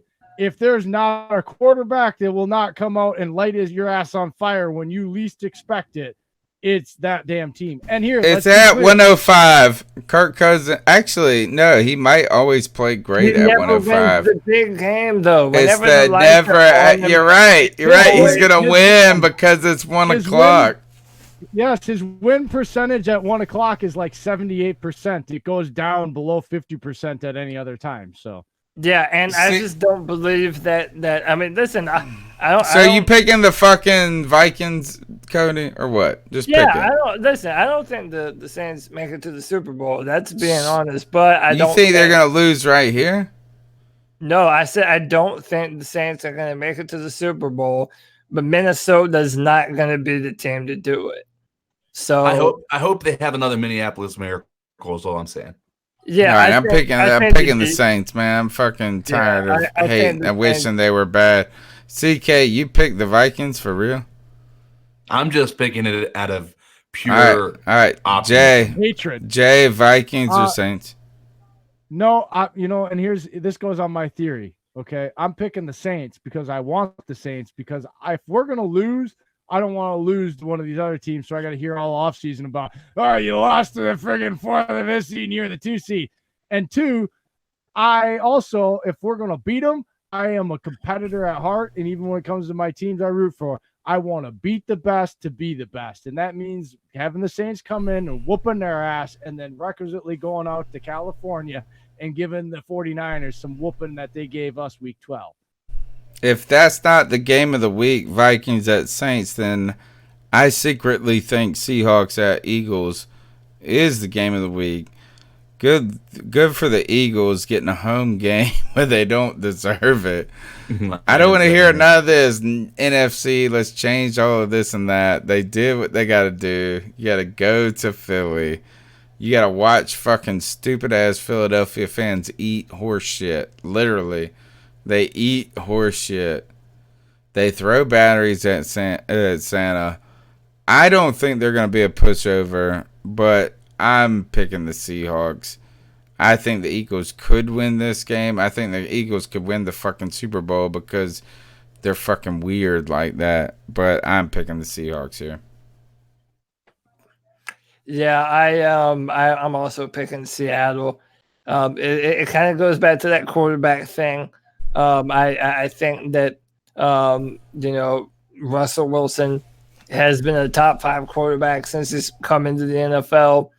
I think he's doing it again this year. He had the MVP kind of season. It's cooled off a little bit down the stretch, but, this is Carson Wentz's first playoff game ever, whereas this is just another one for Russell Wilson. I'll take Seattle. I'll say 32-17. See, I think pulls the upset. Yeah, I was going to say the same thing. The Seattle lost all of their running game, and they ended up signing veterans that have not been on a football team in over a year, and there's a reason. Yes, Marshawn Lynch is back and Turbin is back, but that does not mean that all of a sudden they have beast mode back. Beast mode has been non-existent since their Super Bowl appearance in 2014. So nonetheless, I am going Eagles because the Eagles are playing with a lot more heart than what I'm seeing from Seattle. Carson Wentz has actually been a more evenly distributing quarterback of the ball since all these injuries because he doesn't have one guy to depend on. It's actually made him have to grow and learn to utilize the other weapons around him instead of making dumb decisions that cost him games. He's the first quarterback to hit 4,000 yards and not have a single wide receiver over 500 yards for the season. And look, that's not easy to do. I just think that they are wounded ducks. Because he's the first to do it. Definitely not easy to do. The worst thing in the world to walk into meet up in the woods is like a wounded bear, and that's what the freaking Eagles are. They're like a wounded bear right now. They got nothing to lose. Nobody's gonna be pissed at them if they got. I'm scared of the water. I'm scared of them. And so I think if there's a team that you don't want to meet right now, because even if you're not gonna win, they're gonna beat you up before you make it to the next round. So, and I just think Seattle is actually. They're too cool. They lost their last game. They struggled in their last few. I just think they're on the downward side of where you want to go going into the playoffs. And Philly has everything. They got hot. They had to bust their ass to get there. They're at home. I think this is a lot closer of a game that Philly ends up pulling off at the end of the game. Yeah. All right, last segment of the show, C3 Panthers podcast, longest running Panthers podcast out there. On iTunes, TuneIn, Stitcher, wherever you get your podcasts. But also, the longest running Panthers podcast on Thursday night of 1-2-2-20 as we go 2 hours and 40 minutes up into this bitch. But second is we got to ice some mugs up. And this is where we tell people to ice up, to get it together. It's our homage to Steve Smith. Everybody is fair game. And I'm icing up the Democratic Party tonight, Cody. And I am not a Republican. I'm an independent. And Cody will love this. But fucking Donald Trump raised $47 million throughout the impeachment process, which eclipsed, I think all of the Democratic candidates almost combined. And so I'm icing up fucking all these assholes who have given my man, not my man. I mean, I won't say I even hate him. My kids were like, don't we dislike Donald Trump? That's what they said today. I was joking around there. I was like, I'm going to go cheer at a Donald Trump speech. And they were like, don't we not like him? And I was like, yes, we don't like him. But still, fucking 40s. This is the thing that I have been saying from the beginning. These stupid ass motherfucking super lefties who have tried to they try to make these weird things out of nothing, and it's like crying wolf, and there's all these other big things we could be fucking worried about, and now Donald Trump is going to be the president for the next 20 fucking years. So ice up to you bitch asses who made him win a lot of money. So does that make sense? I mean, Jesus Christ. Yeah, he made more money now than he should have. But go on, Cody. Everybody warned the Democrats, too. They said, if you do this, you're just basically guaranteeing him the election next year. Yes. Anyway, go ahead. I'll save all my deepest and dearest thoughts for a different podcast about this, because it'll turn into something completely different. But I am going to stay in the same vein.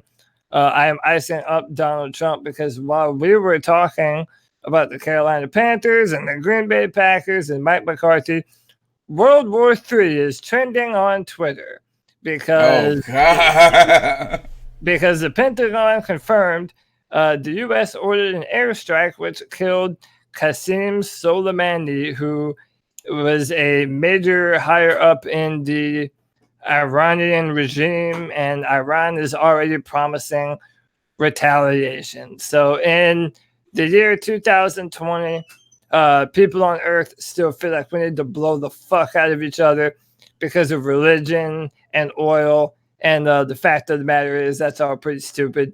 Makes love, not war. I'm icing up people that continue to push policies that kill people that don't need to die. So, all right, who's got no one next? I just want to jump in on Cody's point. Do you know what needs to be like? We're an evolved society. We have this thing, this sport that I competed in, right, for 10 years. Like, stop killing each other. Let's each pick a top athlete. A champion. For 6 months. Yes. Yeah. Train him for 6 months. We did this with Joe. We did. Have you not watched Rocky? I'm down for it, Jay. You have not. Have you not watched Rocky? We did this. It solved the Cold War. It solved the Cold War. Boxing is for people that are too scared to actually fight. All right. Yes. That's what people do that box. They don't want to fight, so they go box. Dude, the past 30 seconds have made me love you even more than this entire fucking podcast, bro. Yes. So we just need to get together. We put them in a cage, and what they're fighting for ain't a belt. It's whose policy gets awarded. And that's how we've solved shit. Nobody dies. Every MMA fighter heals. And guess what? And if you don't like it, we also have what we have like in the professional wrestling. There's the fucking rematch clause, okay? So like we rubber match. And by the way, while we're doing this, we throw it up on pay-per-view, and each country is generating billions of dollars in worldwide pay-per-view vendor review. We've already done this. It's called Rocky. All right. No, Rocky was fake. Who's got an ice up pick? Let's get the fuck out of here. It's almost midnight. Who's left? I got one. And we all know the history that was made by Jameis Winston being the first quarterback to throw for more than 30 touchdowns. He had a 30 touchdowns. for 30 done for him. Yeah, right. Oh wait, not logical. But here's the thing. The guy thinks, when asked if he thinks he should be extended a contract, he said, "Look at my stats. I was balling this year." And then in another statement he made, he goes, "Take away the turnovers, check the stats. I'm the best in the game right now." And I'm like, telling him, basically saying statements like that, so unbelievably ignorant. That's like saying, "I've murdered 15 people. But take away the murders, and I'm not a murderer." I've also donated a lot to my church. Yeah. So here's the thing: is that there was the Booger McFarlane memes that have been going around about if Mike McCarthy gets hired as the Panthers head coach, he will indeed be a head coach. That type of stuff. Did the same thing to him. They said if you eliminate the turnovers, you will indeed be turnover free. Well, that's just because you're an idiot, and Jameis Winston, you need to ice up. You do not deserve a giant contract. You have not shown us anything different this year. If anything, the fact that you threw 30 interceptions with two of the most dynamic wide receivers in the league, meaning that there was no double coverage that you had to worry about 9 times out of 10. They were both drawing equal coverage because they're both dynamic. That makes you not a good quarterback. I don't care who you are. Put that dynamic duo on anybody else's team. That those numbers are inflated even more so than that. Tell him what his quarterback looks like. George. Ice up. Or ice you up, the black George Blanda. The black George Blanda. All right, Jay, you got an ice up pick for us? Yeah, I do. And actually, this one is one that I kind of did a little bit of this on my show. It's the NFL Hall of Fame. Today they announced Leroy Butler finally is going to be a finalist to get in the Hall of Fame. He ain't in yet. But here's the bigger issue. This whole idea, this process that they go through to let people in or get them in, it's broken, it's janky, it's messed up, it's stupid, and it needs to be fixed. Because, again, going back to my background and knowing how much these guys have to do as a professional just to be an amateur to get there, who the hell are these old-ass, smelly-ass, balls sitting in their damn seat, ain't never played no damn sport in their life, janky-ass old guys telling these dudes that put their blood, sweat, and tears in that they did and earned their right to be on the Hall of Fame, to whether they are or not. And let's be real. How many great-grandparents or great-grandkids or grandkids have been up on the podium receiving or doing a Hall of Fame speech for their grandfather or their dad because he passed because they made him wait 20 or 30 years when his stats were better just because of the error, how many teammates he got in. For God's sakes, it took Jerry Kramer 62 years damn near to get into the Hall of Fame. He deserved it, didn't he? But it was because there was too many other Packers from his era already in. It's bullshit. They need to fix it. They need to the process done. They need to get hip, and they need to get their crotchety asses off their highest and nosing their fingers at these players that can't walk around when they're their age and telling them whether or not they're worthy enough year in or year out to be in the Hall of Fame when they've clearly earned it. All right, you're listening. You know what we tell them, guys? What do we tell them? Eyes up. Eyes up. That's Eyes right. up, All right. son.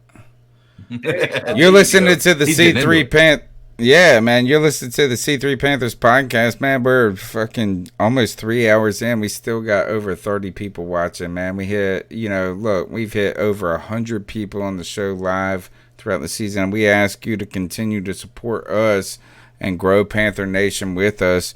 Just smash the thumbs up button, subscribe, hit the bell on YouTube.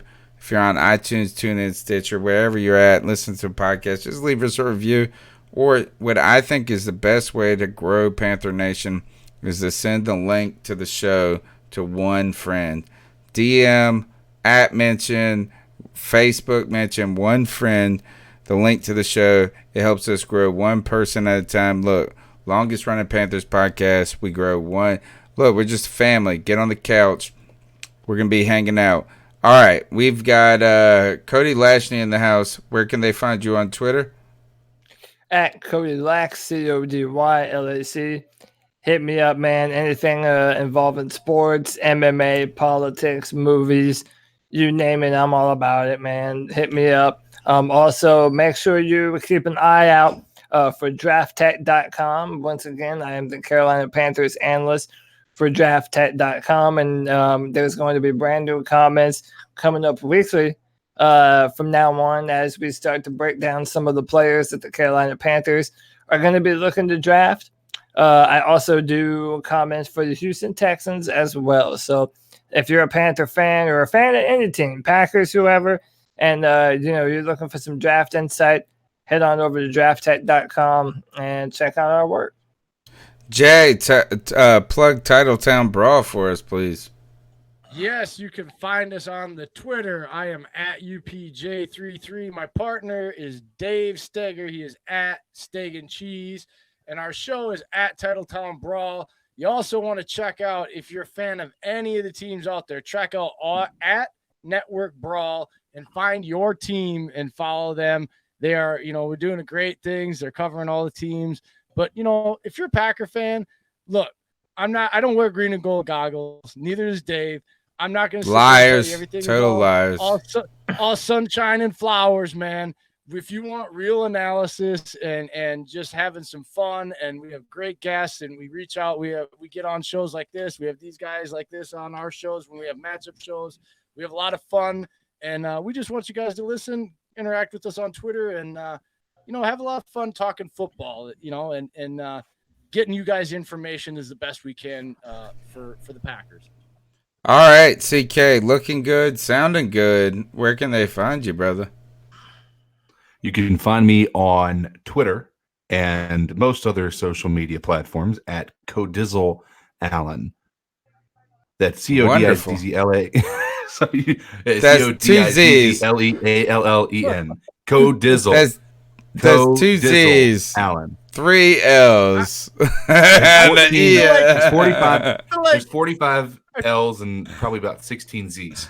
I love it. I feel like that name came about while you were having way too many drinks and watching that movie, and that guy and Vince Vaughn was like, "That's ass-tastic," and you're like, "You know what? I like words like that." Second time he's used ass-tastic in this show.